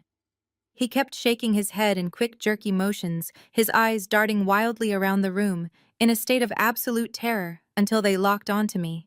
He froze completely. Beatrice followed his gaze. The transformation on her face was instantaneous and chilling. The desperate, panicked mother, terrified of a cancelled catering contract, vanished instantly, replaced by the haughty, untouchable real estate magnate she pretended to be. She let go of Liam, smoothed the front of her midnight blue gown, and squared her shoulders, her chin lifting as she prepared for a public battle. She did not walk toward me. She stood her ground, forcing me to come to her, attempting to assert dominance by making me cross the vast expanse of the marble floor, like a subordinate reporting to a superior for punishment. I obliged her. I bravely walked straight into the lion's den, my posture impeccably straight, my expression an unreadable mask. As I approached the ice sculpture, I noticed the two prominent property developers she had been speaking with earlier had migrated over to the open bar, positioning themselves just a few feet away. They were nursing their drinks, watching the family dynamic unfold, with the casual, morbid curiosity of men who enjoyed a good corporate bloodbath. Chelsea was also closing in from the opposite side of the lounge. Her heavy custom silk gown rustled loudly as she marched across the room, a triumphant smirk plastered across her heavily made-up face, eager to witness my total submission. The audience was perfectly assembled, ready for a show. "Well," Beatrice said, her voice artificially loud and carrying clearly over the soft jazz music floating through the room. "I see you finally decided to join us, Vanessa. I was beginning to worry you had run away from your financial responsibilities again. It is so hard to teach people proper fiscal etiquette when they grew up without any." Several wealthy guests standing nearby stopped their private conversations and turned to look at our little circle. Beatrice thrived on an audience. She desperately wanted witnesses. She wanted these investors to see her put a freeloading tenant in her place. She deeply believed that crushing me publicly would cement her status as a ruthless, powerful landlord who commanded absolute respect. "I would never miss such an important family event," I replied, my tone perfectly even and pleasant. "I told Liam earlier today that I would bring exactly what you asked for." Liam stepped forward, his face slick with nervous sweat. He tried to physically step between us, playing the desperate peacemaker, trying to avoid an explosion. "Okay, great," Liam stammered, holding both of his hands up in a placating gesture. "You brought it. That is fantastic news. Let us just step into the private hallway for a quick second and handle the business privately. We do not need to do this out here in the middle of the party, in front of everyone." "Nonsense," Beatrice barked, stepping aggressively around her son to close the physical distance between herself and me. "We do not hide our business in this family. Vanessa has been living in one of my premier luxury units for 5 entire months without paying a single dime. She has been shamelessly taking advantage of my maternal generosity. These gentlemen," Beatrice gestured widely to the developers standing by the bar, "know exactly how difficult the property management business can be in this economy. You simply cannot let ungrateful tenants walk all over you, no matter who they happen to be married to." The bald developer chuckled very politely, swirling the ice in his glass and raising his expensive bourbon in a gesture of shared solidarity with his fellow wealthy landlord. "Business is a tough game, Beatrice. You have to draw the line somewhere, or they will bleed you dry." "Exactly," Beatrice agreed, her confidence swelling to massive proportions as she received verbal validation from a legitimate millionaire. I gave this girl a chance. I graciously opened my doors to her when she had nowhere else to go. And how does she repay my kindness? By making a horrific scene at our family dinner and flatly refusing to pay her fair share of the rent. It is completely unacceptable behavior. But today is a new day, and I am a fair, reasonable woman. I gave her an ultimatum. Pay the past due balance in full or face immediate eviction and absolute financial ruin. Chelsea eagerly joined the circle, sliding her arm tightly through her mother's and glaring at me with a look of pure, unconcealed disgust and entitlement. "You really push things to the absolute limit, Vanessa. Mom is hosting my engagement party tonight. This is supposed to be the most important evening of my life. She has 100 different things to worry about, and you are selfishly stressing her out over a pathetic little rent check. You should be thoroughly embarrassed to even show your face here tonight."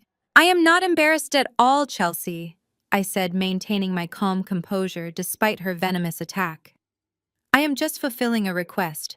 Your mother sent me a very specific legal document yesterday demanding payment, and I am here to address it. Liam grabbed my elbow, his grip painfully tight as his fingers dug into the fabric of my emerald suit. He pulled me slightly toward him, his voice dropping into a frantic, hyperventilating whisper meant only for me. Do you have the certified check, Vanessa? Tell me you brought the check. The caterer is literally threatening to shut down the kitchen right now. They are going to pull the hot food and walk out the door. Give Mom the check so she can endorse it over to them immediately. Please, I am begging you. Do not ruin this. I looked down at his hand gripping my arm, then back up to his terrified, pleading eyes. I brought exactly what I was asked to bring, Liam. I promised you I would handle it, and I always keep my promises. Beatrice clapped her hands together, a sharp, commanding sound that drew even more curious eyes to our little circle. The jazz quartet had just finished a song, and in the brief, heavy lull between numbers, Beatrice's voice echoed across the penthouse lounge, loud and demanding. Then let us conclude this unpleasantness right now, Beatrice announced loudly. I sent you an eviction notice, Vanessa. I demanded $7,500 in certified funds. I even went out of my way to provide you with a formal residential lease agreement and my personal federal tax documents because you stubbornly insisted on bureaucratic red tape to release the funds. I humored your ridiculous little demands because I am a patient woman. Now it is time to pay the piper, you ungrateful girl. Hand the check over to me right now. I stood perfectly still, letting her vicious words hang in the silent air. She had just publicly confessed to everything. In front of her cowardly son, her entitled daughter, 2 major real estate investors, and at least a dozen other wealthy guests, Beatrice Blackwell had loudly confirmed that she issued an eviction notice, demanded cash, and produced federal tax documents claiming ownership of the building. She had willingly and joyfully tightened the legal noose around her own neck just to score a few cheap ego-boosting points in front of a captive audience. I took a slow, deliberate breath, savoring the absolute perfection of the moment. Are you absolutely certain you want to do this right here, Beatrice? I asked, offering her one final fleeting opportunity to back down and save herself. This is a very public setting. There are a lot of people watching us. Once we exchange these documents, there is no going back. The transaction will be legally finalized. Do not try to stall me with idle, empty threats, Beatrice sneered, stepping so close I could smell the sharp, expensive perfume she wore. You have absolutely zero power here. You are standing in my building, drinking my water, breathing my air. You owe me for the roof over your head. I want my money, and I want it right this second, or I will call building security and have you physically thrown out into the dirty street. Hand it over. Chelsea laughed, a cruel, high-pitched sound, pulling out her phone and pointing the camera directly at me. I should record this for my social media. The great arrogant Vanessa finally being put in her place and begging for mercy. Hand over the money, you leech. Liam squeezed his eyes tightly shut, physically, unable to watch the train wreck unfold. He knew his family was behaving like absolute monsters, but his deep-seated fear of his mother and his total desperation to cover his own catastrophic financial ruin kept him completely paralyzed. He was entirely useless, a pathetic bystander in his own marriage. I took a deep breath and reached into my designer handbag. The movement was slow, deliberate, perfectly designed to build the tension to its absolute breaking point. I felt the thick, crisp edge of the heavy stock envelope resting at the very bottom of my bag. It was not a thin bank envelope containing a check. It was a thick, substantial corporate document package. I pulled it out and held it securely between my fingers. Beatrice's eyes locked onto the white envelope with ravenous, animalistic hunger. The crushing panic regarding the caterer had been eating her alive all evening, and now her salvation was mere inches away. She reached out her manicured hand, her fingers twitching with greedy anticipation. She expected a certified bank check. She expected to immediately endorse the back of it and hand it to the angry catering manager waiting furiously by the service elevators. I did not hand it to her immediately. I held it up, elevating it just enough to make sure everyone around us could clearly see the thick, stark white envelope bearing the embossed golden seal of my corporate attorney's prestigious law firm. Just to be completely clear, Beatrice, I said, my voice projecting with crystal clarity across the lounge, you sent me a W-9 tax form yesterday afternoon. You signed it under penalty of perjury, swearing to the federal government that you are the sole proprietor and owner of this high-rise building. Is that correct? Beatrice rolled her eyes, heavily exasperated by my persistent legal technicalities. Yes, I signed your stupid tax form. I am the owner. I make the rules. Now give me the envelope so I can pay my staff. And you also sent me a residential lease agreement. I continued, deliberately ignoring her outstretched, demanding hand. You signed it as the landlord, claiming you have the legal right to collect rent for the penthouse condo and the authority to execute an eviction if I refuse to pay you. Is that also correct? I am losing my patience, Vanessa. Beatrice hissed, her teeth bared in a vicious snarl. I am the landlord. You are the tenant. I have every single legal right to collect exactly what you owe me right now. Stop talking and give me the money. I did not make her wait a single second longer. I extended my arm and placed the heavy white envelope directly into her outstretched palm. Beatrice snatched it from my grip with the speed and ferocity of a starving animal. She did not even bother to excuse herself from the wealthy developers standing nearby. She just ripped into the top of the sealed envelope, her acrylic nails tearing through the expensive paper. She reached inside her fingers, searching for the familiar rectangular shape of a certified bank check. I watched her face closely.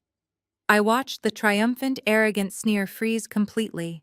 Her fingers encountered thick, folded pages instead of a single slip of paper. She pulled the document out.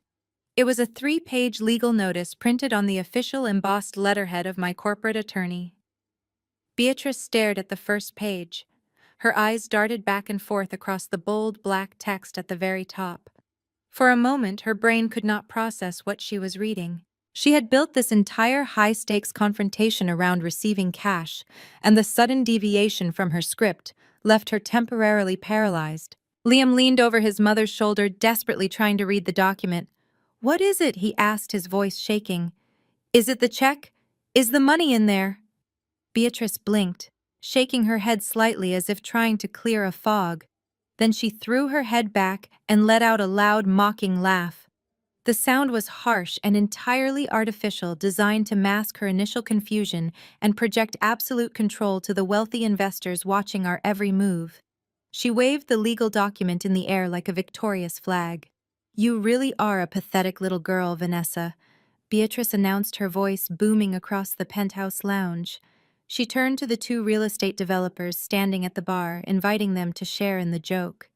Can you believe the sheer audacity of this child? I demanded my past due rent, and instead of paying her debts like a responsible adult, she brought me a termination notice.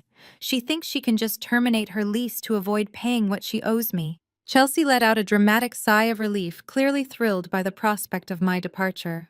Oh, thank God, Chelsea sneered, crossing her arms over her sequined gown. If you want to terminate your lease and run away because you are too broke to afford the Blackwell lifestyle, then go right ahead. Pack your cheap bags tonight. We can easily find a tenant who actually belongs in a luxury building.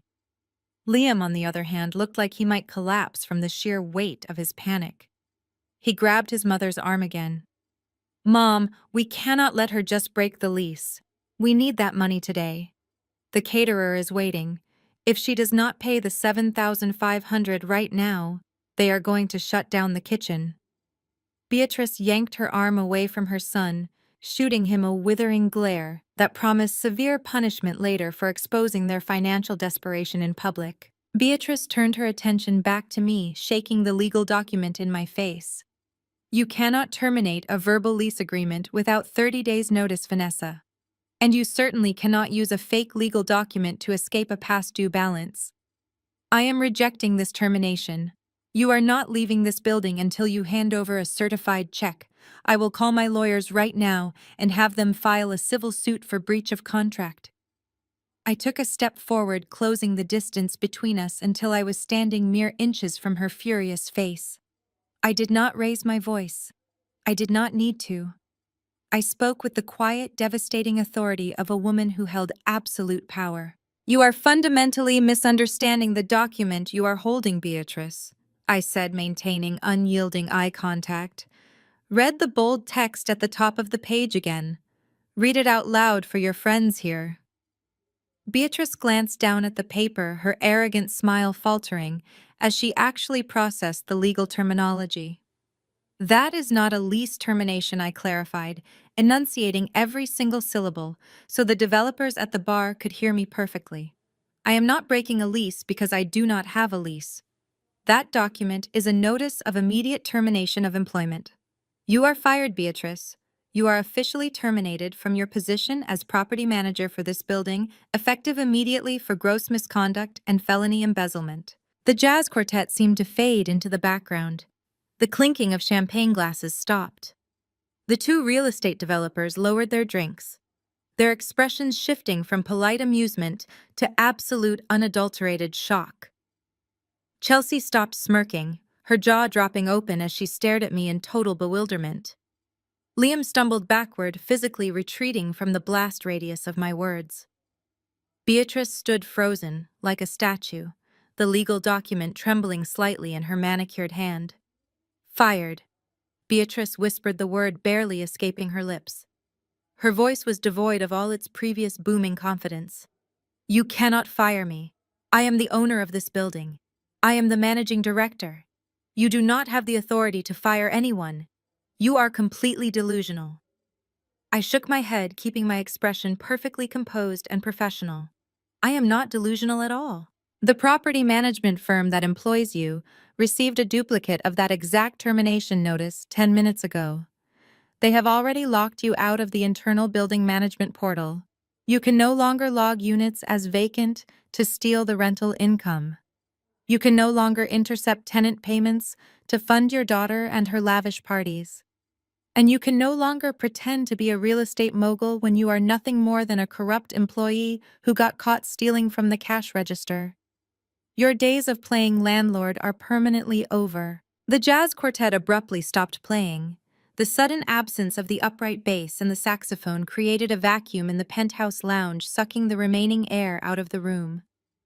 The silence that fell over the 80 wealthy guests was absolute and deafening. No one clinked a glass. No one whispered. The two prominent real estate developers standing near the bar lowered their drinks, their eyes darting between Beatrice and me with predatory fascination. They recognized a corporate slaughter when they saw one, and they were mesmerized by the sheer brutality of the execution. Beatrice stood frozen under the glow of the massive brass chandelier. Her face, usually a carefully constructed mask of aristocratic superiority, contorted into a grotesque display of panic and rage. She gripped the termination notice in her trembling hands, crumpling the thick corporate paper. You are out of your mind. Beatrice spat, her voice cracking as she desperately tried to maintain her volume. You cannot fire me from my own property. I am Beatrice Blackwell. I built this empire. I own every brick, every pane of glass, and every square foot of marble in this high-rise. You are a delusional, ungrateful little foster child throwing a temper tantrum because you cannot afford your rent. I did not raise my voice. I did not need to shout to command the room. True power does not scream. It simply states the facts. You do not own a single brick. Beatrice, I said, my tone as calm and cold as deep water. I reached into my emerald green designer handbag for the second time tonight. My fingers bypassed my wallet and my phone, sliding perfectly over the thick, crisp edges of the most important legal document I possessed. I pulled it out slowly, holding it up so the overhead lights caught the official raised seal of the county clerk office. It was not folded. It was pristine, heavy, and undeniable. Do you know what this is? I asked, turning the document slightly so the real estate developers at the bar could see the distinct formatting of a commercial property deed. This is a warranty deed. It is the ultimate legally binding proof of real estate ownership in this state. It is not a fake invoice printed from a home computer. It is not a fraudulent tax form filled out to extort a catering deposit. This is the absolute truth. Chelsea stepped forward, her custom silk gown rustling loudly in the quiet room. Her face was flushed with indignation, but her eyes betrayed a deep, creeping terror. "Stop lying!" Chelsea shrieked, pointing a shaking finger at me. "Mom bought this building 10 years ago. Everyone knows that. You printed a fake paper to try and embarrass us at my engagement party." Liam, make her stop. Liam did not move. He was staring at the warranty deed in my hand as if it were a venomous snake about to strike. He was a coward, but he was not entirely stupid. He saw the raised seal. He saw my absolute lack of fear. He knew the ground was falling out from under his feet. "Your mother did not buy this building 10 years ago, Chelsea," I continued, keeping my gaze locked on Beatrice. 10 years ago, this building was constructed and owned by a commercial development firm called the Sterling Horizon Group. They held the title for 9 years. During that time, they hired a third-party property management company to handle the day-to-day operations. That management company hired an ambitious, status-obsessed woman named Beatrice Blackwell to sit at a desk, collect rent checks, and coordinate plumbing repairs. Beatrice opened her mouth to speak, but her throat seemed to have seized up. She took a staggering step backward, hitting the edge of a cocktail table. A silver tray of champagne glasses rattled dangerously, the sharp clinking sound echoing like a warning bell. A year ago, I said, stepping closer to her, ensuring every guest in the room heard my next words perfectly. The Sterling Horizon Group decided to liquidate their residential assets. They placed this high-rise on the private commercial market. It was an off-market listing handled with extreme discretion. You did not know about the sale, Beatrice, because property managers are not privy to corporate acquisitions. You just collect your modest salary and pretend you hold the keys to the kingdom. I held the deed up higher. "I bought this building." I announced the words, dropping like heavy stones onto the marble floor. 6 months before Liam and I even got married, my private holding company purchased this entire high-rise. Every single floor, the parking garage, the commercial retail space, and this exact penthouse lounge where you are currently standing. The collective gasp from the room was audible. The bald real estate developer at the bar actually choked on his bourbon, coughing into his hand, as he stared at me with newfound profound respect. He understood the staggering financial magnitude of what I had just revealed. Purchasing a luxury high-rise in the downtown district required tens of millions of dollars in liquid capital and ironclad corporate credit. I was not just a wealthy tenant. I was a commercial titan operating entirely in the shadows. "That is impossible." Liam choked out, his voice cracking into a high-pitched, desperate squeak. He finally managed to take a step toward me, his hands shaking wildly. "You are an accountant, Vanessa. You review spreadsheets. You do not have the capital to buy a commercial skyscraper. You told me you owned a starter home in the suburbs." I turned my cold gaze toward my husband. "I told you what you needed to hear, Liam. I grew up with nothing, bouncing between foster homes with all my worldly possessions stuffed into plastic garbage bags. That kind of childhood teaches you to protect yourself. It teaches you to build walls, to accumulate resources, and to never ever show your full hand to people who might try to exploit you. I built a highly lucrative career dismantling corporate fraud. I invest my earnings through blind limited liability companies. I own commercial properties across the city. This high-rise is just one asset in my portfolio." I turned back to Beatrice. The arrogant, untouchable matriarch was physically crumbling before my eyes. The heavy layer of expensive makeup on her face could not hide the pallor of absolute defeat. She was breathing rapidly, her chest heaving under the midnight blue gown. "You are lying," Beatrice whispered, shaking her head in a frantic, jerky motion. "You cannot own the building. I am the owner. I tell everyone I am the owner." "Saying it at cocktail parties does not make it a legal reality, Beatrice," I countered, my voice laced with sharp, clinical precision. "When my company acquired the deed, I chose to keep the existing property management firm in place to ensure a smooth transition for the tenants. I kept you on the payroll. You are an employee. You work for me. You have been working for me since the day I bought the building." I took a step closer, invading her personal space, forcing her to look at the official warranty deed. Read the name of the purchasing entity, I commanded. Read it out loud. Beatrice squeezed her eyes shut, refusing to look at the paper. She was behaving like a petulant toddler trying to wish away a nightmare. Read it, I repeated, my voice cracking like a whip. Chelsea lunged forward, snatching the deed from my hand before I could stop her. She stared at the paper, her eyes scanning the dense legal text until she found the highlighted section detailing the purchasing party. Vanguard Holdings. Chelsea read aloud, her voice trembling. She looked up at me, confusion mixing with her terror. What does that mean? What is Vanguard Holdings? That is my private holding company, I explained, maintaining my rigid composure. I am the sole managing member and majority shareholder. Vanguard Holdings owns the building. Therefore, I own the building. And according to the termination notice currently crushed in your mother's hand, Vanguard Holdings just fired her. The reality of the situation crashed over the family like a tidal wave. They were not just facing an insubordinate daughter-in-law. They were facing a multi-million-dollar corporate landlord whom they had just attempted to extort. I watched the realization shatter Liam completely. He fell to his knees on the marble floor right in front of the ice sculpture. He covered his face with his hands and let out a broken sob. Chelsea dropped the warranty deed onto the floor and backed away from her mother as if Beatrice was suddenly diseased. The rich investors at the bar were already whispering to each other, pulling out their phones to text their colleagues about the massive scandal. The Blackwell family name was dead in this city. I burned it down. I picked up the warranty deed from the marble floor, dusting off a stray piece of lint with deliberate slowness. The silence in the penthouse lounge was absolute, broken only by Liam's pathetic muffled sobbing near the swan ice sculpture. Beatrice stood paralyzed, her chest heaving as her mind desperately tried to construct a new lie, a new escape route from the corner she had painted herself into. She opened her mouth, her jaw working furiously, but I did not give her the chance to utter a single word of defense. I turned my attention away from my hyperventilating mother-in-law and addressed the wider room. Ladies and gentlemen, I announced, pitching my voice to reach the wealthy developers standing by the bar. I apologize for interrupting the festivities tonight.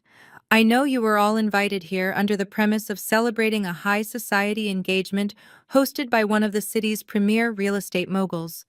But since my company is footing the bill for the electricity, the venue, and apparently the catering, I feel obligated to clarify the actual financial standing of your host. Beatrice let out a strangled gasp. Vanessa, stop it right now. You are ruining everything. Do not say another word. I ignored her completely, stepping toward the center of the lounge. Beatrice Blackwell is not a real estate titan, I explained, looking directly at the bald developer who had been praising the imported marble just minutes ago. She does not own a portfolio of high-rise buildings. She does not negotiate with Italian quarry directors for custom stone.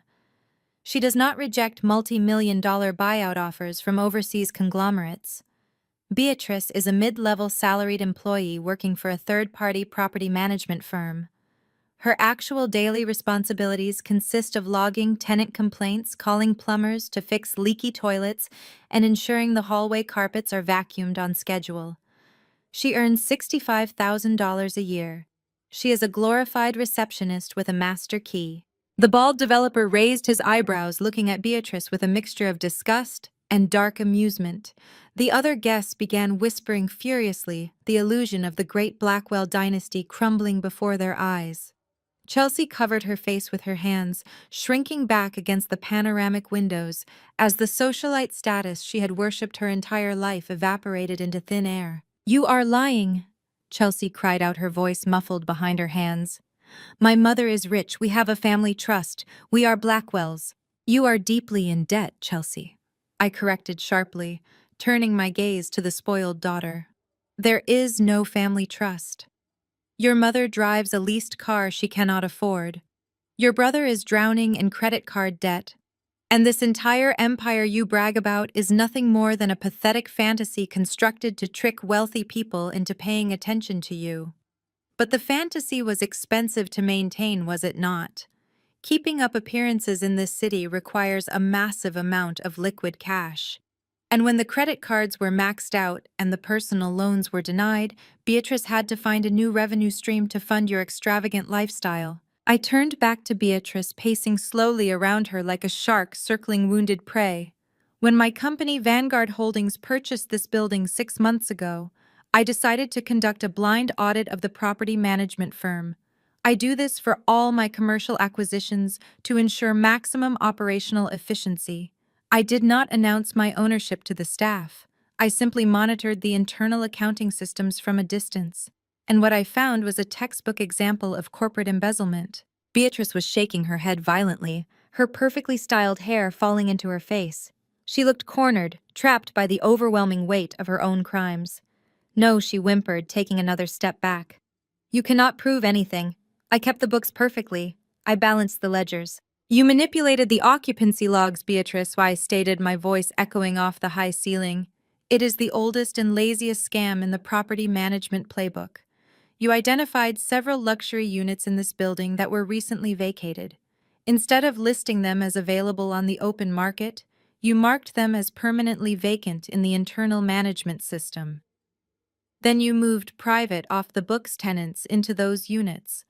You demanded their rent payments in untraceable cash or direct wire transfers to your personal accounts.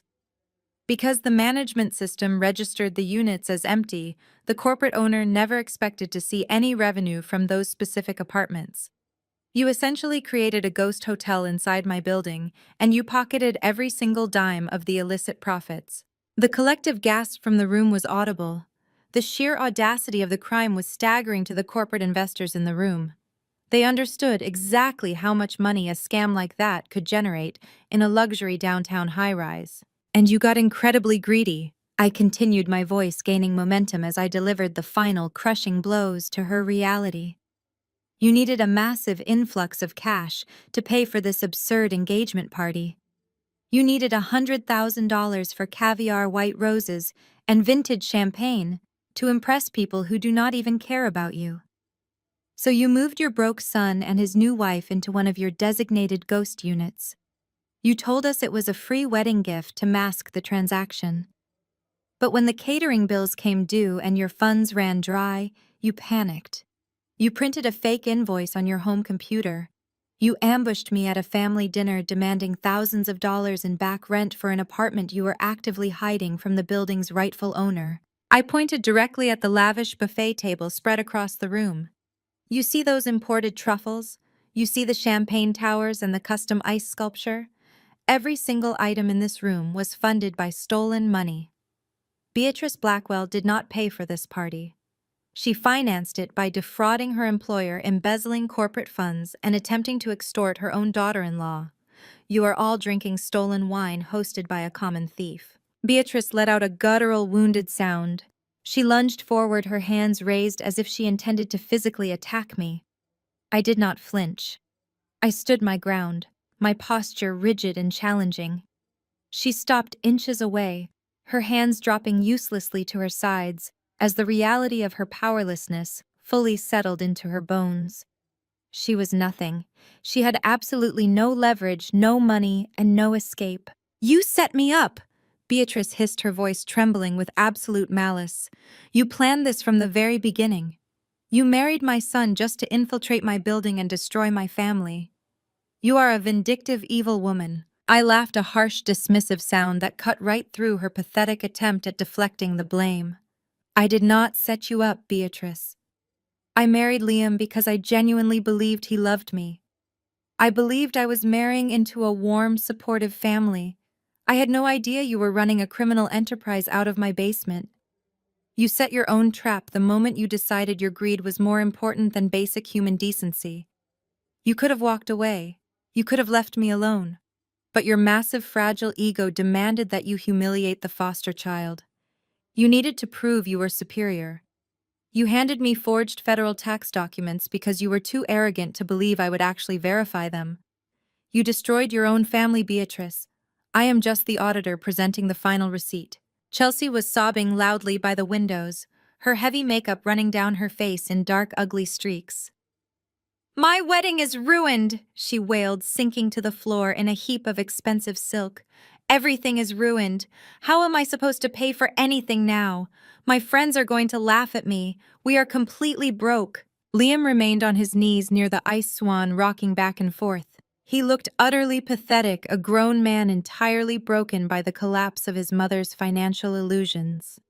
He had sacrificed his marriage, his integrity, and his future just to protect a woman who viewed him as nothing more than a tool to secure her next extortion payment. I looked around the room. The wealthy guests were already moving toward the exits, eager to distance themselves from the toxic radioactive fallout of the Blackwell family scandal. The real estate developers had vanished, slipping into the elevator bank without a backward glance. The jazz musicians were quietly packing up their instruments, sensing that the event was permanently over. The grand, expensive illusion was dead, reduced to ashes on the imported marble floor. I turned my attention back to Beatrice one last time. She looked incredibly small, a hollow shell of a woman stripped of her stolen armor. "You wanted to play the role of the ruthless landlord?" I said, my voice dropping to a deadly quiet whisper that only she could hear. "You wanted to issue eviction notices and demand compliance. Well, Beatrice, consider yourself officially evicted from my property. You have absolutely no authority here. You have no wealth. You have no status. You are just a criminal waiting for the authorities to arrive." I turned away from her, my emerald green suit, pristine, my posture victorious. I walked toward the panoramic windows, leaving the ruined matriarch standing alone in the center of her stolen party. I had completely dismantled her reality, and I felt nothing but absolute, untouchable peace. The panoramic windows reflected the glittering city lights, casting a cold, unyielding glow across the penthouse lounge. I stood perfectly composed, absorbing the magnitude of the silence behind me. The sound of footsteps dragging across the imported Italian marble broke the stillness. It was a pathetic shuffling noise. I did not need to turn around to know it was my husband. Liam had finally peeled himself off the floor by the melting swan ice sculpture. "Vanessa," Liam croaked. His voice was completely devoid of the arrogant, booming confidence he usually projected to the world. It was a hollow, reedy sound, the voice of a man who had just watched his entire universe vaporize. I turned slowly, letting my gaze sweep over his disheveled form. His expensive designer suit, likely purchased on a maxed-out credit card, was wrinkled. His tie hung loosely around his neck, and his eyes were red and swollen. He looked at me not with anger, but with a profound, staggering confusion. "Why did you not tell me?" Liam asked, his hands trembling as he gestured vaguely toward the room, the building, the city outside. "You are a millionaire. You own this entire skyscraper. You have a private holding company. I am your husband. We stood at an altar and promised to share our lives. Why would you hide something this massive from me? If I had known you had this kind of capital, we would not be in this mess. We could have avoided all of this."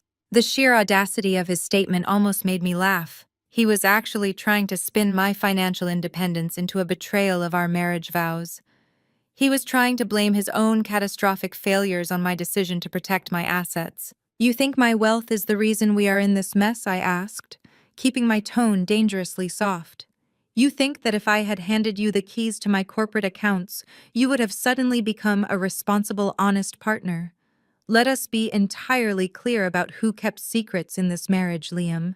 He swallowed hard, taking a hesitant step backward. "I just wanted us to be a team," he whimpered. "A team," I repeated, stepping away from the window and closing the distance between us. "A team requires trust. When we got married, I agreed to open a joint savings account with you because you told me it was the responsible thing to do. I deposited my salary, my bonuses, and my consulting fees into that account every single month. I trusted you to manage our household budget because you swore you were a financial expert handling your family and their massive wealth." Liam looked away, his eyes darting frantically toward the elevators, as if hoping for a miraculous escape. "But you are not a financial expert, Liam." I continued, my voice carrying across the silent room, ensuring Beatrice and Chelsea heard every single word. "You are a fraud. You are a broke, desperate man drowning under a mountain of consumer debt. While I was sitting in my office working 60-hour weeks to secure our future, you were busy logging into our banking portal and robbing me blind." I was going to pay it back. Liam pleaded, tears spilling over his eyelashes and tracking down his pale cheeks. I just needed a bridge loan. The wedding expenses were spiraling out of control. Mom said we had to keep up appearances. I was going to replace every dime. You stole $40,000, Liam, I stated, the hard number hitting him like a physical blow. You siphoned $40,000 out of my paycheck in 4 months. I tracked every single wire transfer. I saw the $5,000 you sent to your mother. I saw the $10,000 you wired to the catering company. I saw the $8,000 you dumped into a bridal boutique so your sister could parade around in a custom silk gown. You did not take a bridge loan. You committed domestic theft to finance a lie. Chelsea let out a piercing, hysterical shriek from the other side of the lounge. The reality of my words had finally penetrated her thick skull. She realized the gravity of the situation. There was no secret family trust fund. There was no Blackwell empire. Her entire wedding, her entire social standing was completely dependent on stolen cash that had just been permanently cut off. My wedding! Chelsea wailed, falling to her knees and burying her hands in her perfectly styled hair. The caterer is leaving right now. The florist has not been paid for the reception. My fiancé is going to find out we are broke. The wedding is ruined. My entire life is completely ruined. She rocked back and forth on the marble floor, sobbing uncontrollably. The spoiled golden child was finally experiencing the crushing weight of reality. There would be no chateaux in the south of France. There would be no high society magazine spreads. She was going to have to call her friends and admit that she was a fraud, living entirely on her sister-in-law and her stolen paycheck. Do not speak to my daughter that way! Beatrice suddenly snapped, her voice harsh and desperate. The disgraced matriarch marched forward, trying to summon the last remaining shreds of her fabricated authority. Her midnight blue gown swept across the floor, but her posture was rigid with panic. She pointed a trembling finger directly at my face. You have caused enough damage for one night, Vanessa. Beatrice snarled, her eyes wide and manic. You come into my event, you wave around some forged pieces of paper, and you spout ridiculous lies about my son and his finances to humiliate us. I do not care what kind of fake deed you printed out. I am the managing director of this property. I am in charge, and I am officially ordering you to leave this penthouse immediately. I looked at Beatrice, genuinely astounded that she was still trying to play the dictator. She had no moves left, yet she was blindly marching toward the edge of the cliff. Or what, Beatrice? I challenged, tilting my head slightly. What exactly are you going to do? I will call the police, Beatrice threatened, pulling her smartphone out of her designer clutch. Her hands shook violently as she unlocked the screen. You are trespassing on private property. You are disturbing the peace. I will have the authorities come up here right now, put you in handcuffs, and drag you out of this building in front of everyone. Do not test me. I will dial the number. I stood perfectly still, watching her thumb hover over the keypad. The absolute irony of her threat was almost too poetic to believe. She thought invoking the police would terrify me. She thought she could weaponize the law to protect her illegal operation. I slowly raised my left arm, pulling back the cuff of my emerald green blazer to glance casually at my watch. The gold hands indicated it was exactly 8:15. I dropped my arm and looked directly into Beatrice and her frantic, bloodshot eyes. A cold, victorious smile spread across my face. Save your battery, Beatrice, I said, my voice dropping into a deadly quiet register that echoed with absolute finality. I already called them, but they aren't here for me. The heavy glass doors of the private elevator bank slid open with a soft melodic chime that cut through the oppressive tension in the penthouse lounge. 4 uniformed police officers stepped into the room, their radios crackling softly. The visual impact of law enforcement crashing a high society engagement party was immediate and devastating. The remaining guests practically flattened themselves against the walls, desperate to avoid any association with whatever criminal enterprise had just been uncovered. One of the officers, a tall man with a stern, no-nonsense expression, stepped forward and scanned the room. We received a call regarding a disturbance and allegations of corporate fraud, he announced, his voice carrying easily across the silent lounge. We are looking for Beatrice Blackwell. Beatrice let out a high-pitched, panicked squeak. She stumbled backward, her designer heels slipping on the marble floor. Her hands flew to her mouth, her eyes wide with absolute, unadulterated terror. She looked wildly around the room, searching for an escape route, but the police were already fanning out, securing the exits. I stepped forward, my posture rigid and victorious. "I am the one who called, officer," I stated clearly, gesturing toward my hyperventilating mother-in-law. "That is Beatrice Blackwell. I am the managing director of Vanguard Holdings, the corporate entity that owns this commercial property. Mrs. Blackwell is a property manager employed by our third-party management firm. Over the past 6 months, she has systematically embezzled rental income by fraudulently logging occupied units as vacant." The officer pulled a small notepad from his breast pocket, his expression serious.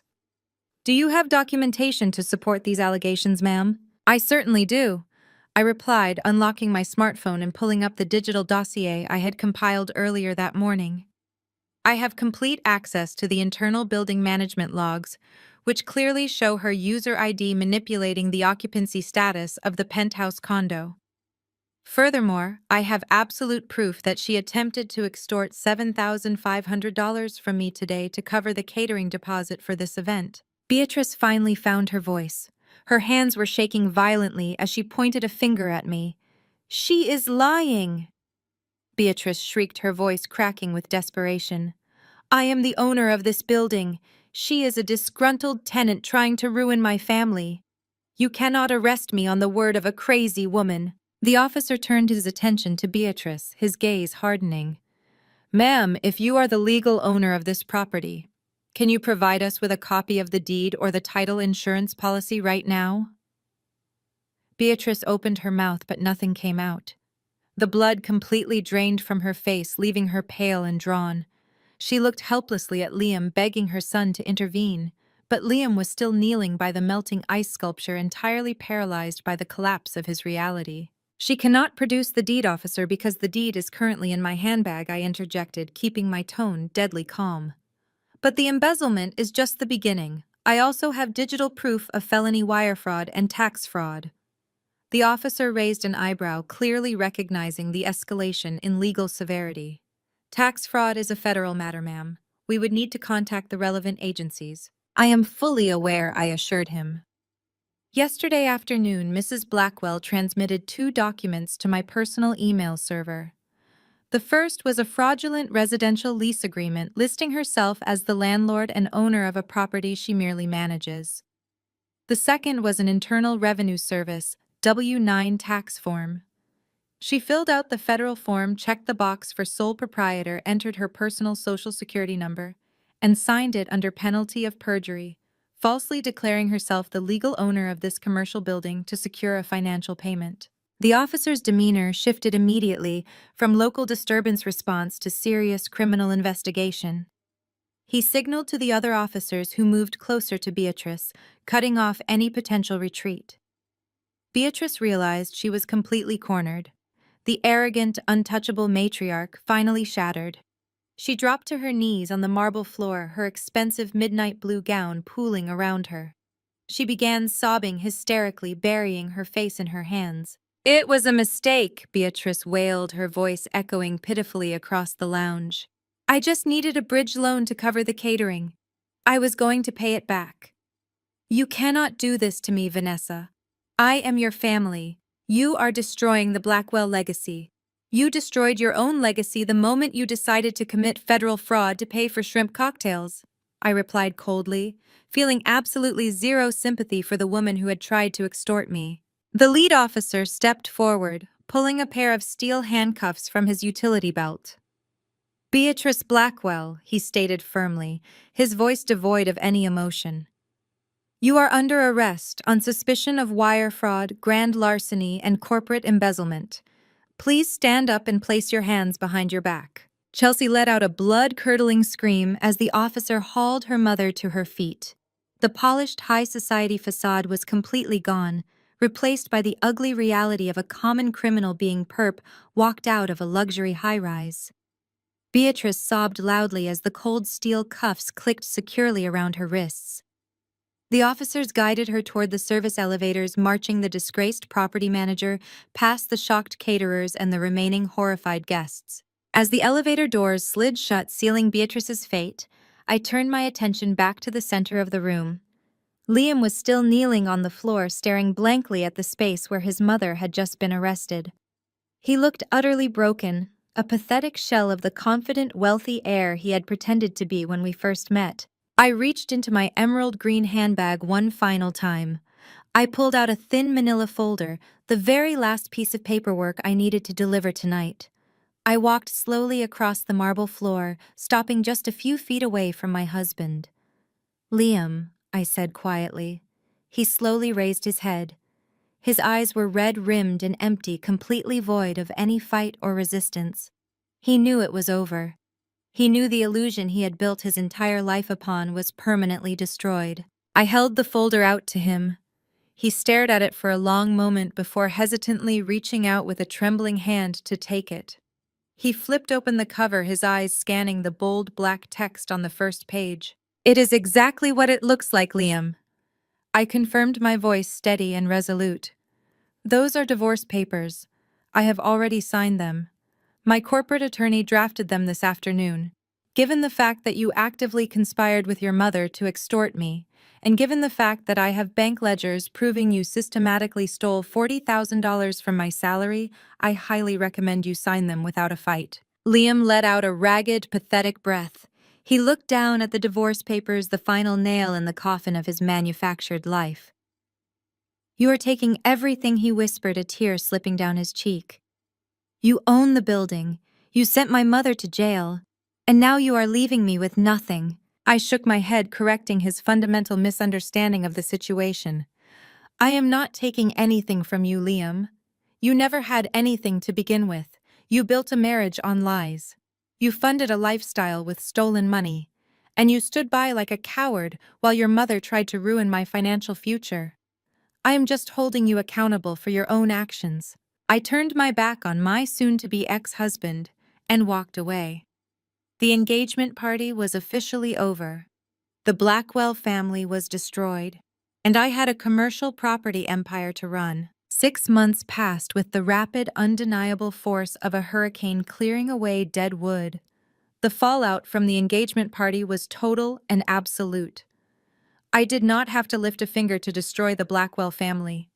They had done all the heavy lifting themselves. I simply stood back and watched the legal system process the evidence I had handed over on a silver platter. Beatrice's trial was swift and utterly humiliating. The federal prosecutors did not even have to work hard. She had signed the forged tax documents with her own pen. She had emailed the fake lease across state lines. The property management company, desperate to avoid any implication in her crimes, handed over years of internal communication logs. Those logs proved Beatrice had been systematically identifying vulnerable, wealthy, out-of-town tenants and shaking them down for illegal cash deposits, all while logging their units as vacant. She was not a real estate mogul. She was a petty thief who had finally stolen from the wrong woman. The judge sentenced her to 5 years in federal prison for wire fraud and tax evasion.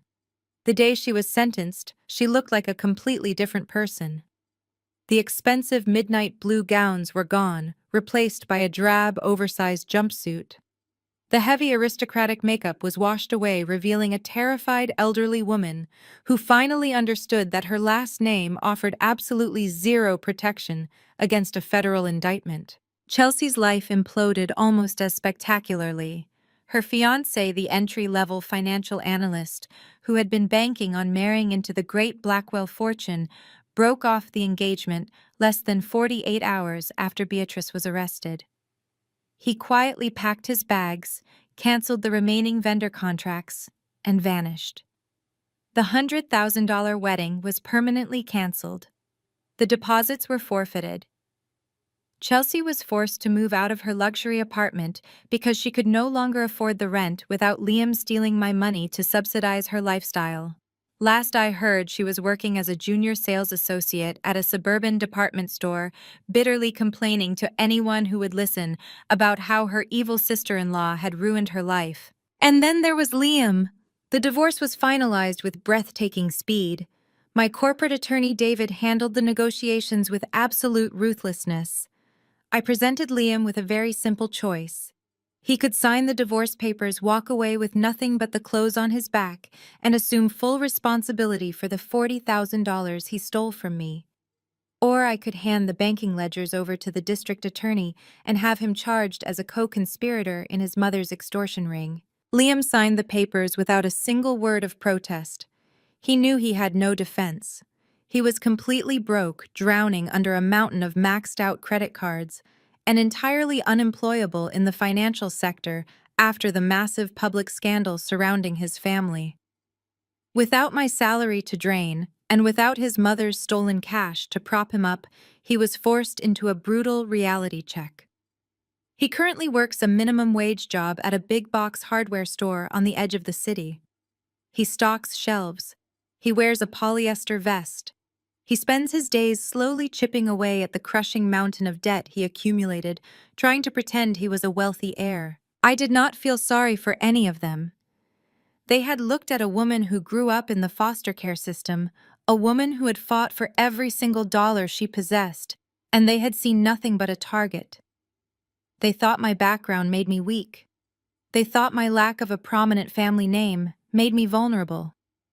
They never understood that surviving the system had forged me into something unbreakable. I stood on the rooftop terrace of the downtown high-rise building, the cool evening breeze brushing against my face. The sun was setting over the city skyline, casting vibrant streaks of orange and gold across the glass facades of the surrounding towers. I held a glass of expensive red wine, swirling the liquid slowly as I looked out over my empire. This building was mine. Every floor, every condo, every single brick. I had purchased it with the money I earned dismantling financial criminals, and I had successfully defended it against the very same breed of parasite. I had evicted the toxicity from my life with clinical precision. I took a slow sip of the wine. It tasted like absolute, untouchable victory. I did not just survive the Blackwell family. I bought the ground they stood on, forced them to expose their own crimes, and permanently evicted them from my life. I was Vanessa, the foster kid who built a fortress. And from up here on the penthouse roof, the view was absolutely spectacular. If my journey from the foster system to the penthouse of my own building has taught me anything, it is that your greatest armor in life is your independence. We are often conditioned to believe that family is an absolute concept, a bond that demands our unconditional loyalty, our resources, and our silence no matter the cost. But a shared last name or a marriage certificate does not give anyone the right to extort you, diminish you, or use your hard-earned stability to fund their delusions of grandeur. When my mother-in-law handed me that fake eviction notice, she didn't just underestimate my intelligence as a forensic accountant. She misunderstood the fundamental nature of survival. When you build your life from the ground up, brick by brick, you do not surrender the keys to people who only know how to tear things down. The most important lesson I can pass on is this: never apologize for protecting what you have built. Financial independence isn't just about luxury or having your name on a commercial deed. It is about holding the power to walk away from tables where respect is no longer being served. It is about having the absolute freedom to evict toxicity from your life, whether that toxicity comes from an arrogant in-law or the very person you married. You do not owe your peace of mind or your paycheck to anyone's fragile ego. Have you ever had to draw a hard line to protect your own peace and financial security from manipulative family members? How did you find the courage to finally say enough? Share your stories in the comments below. If this journey of reclaiming power and exposing toxic illusions resonated with you, please hit the like button and subscribe for more stories of self-made resilience. Remember, your worth is built by you. Never let anyone else try to collect the rent on it.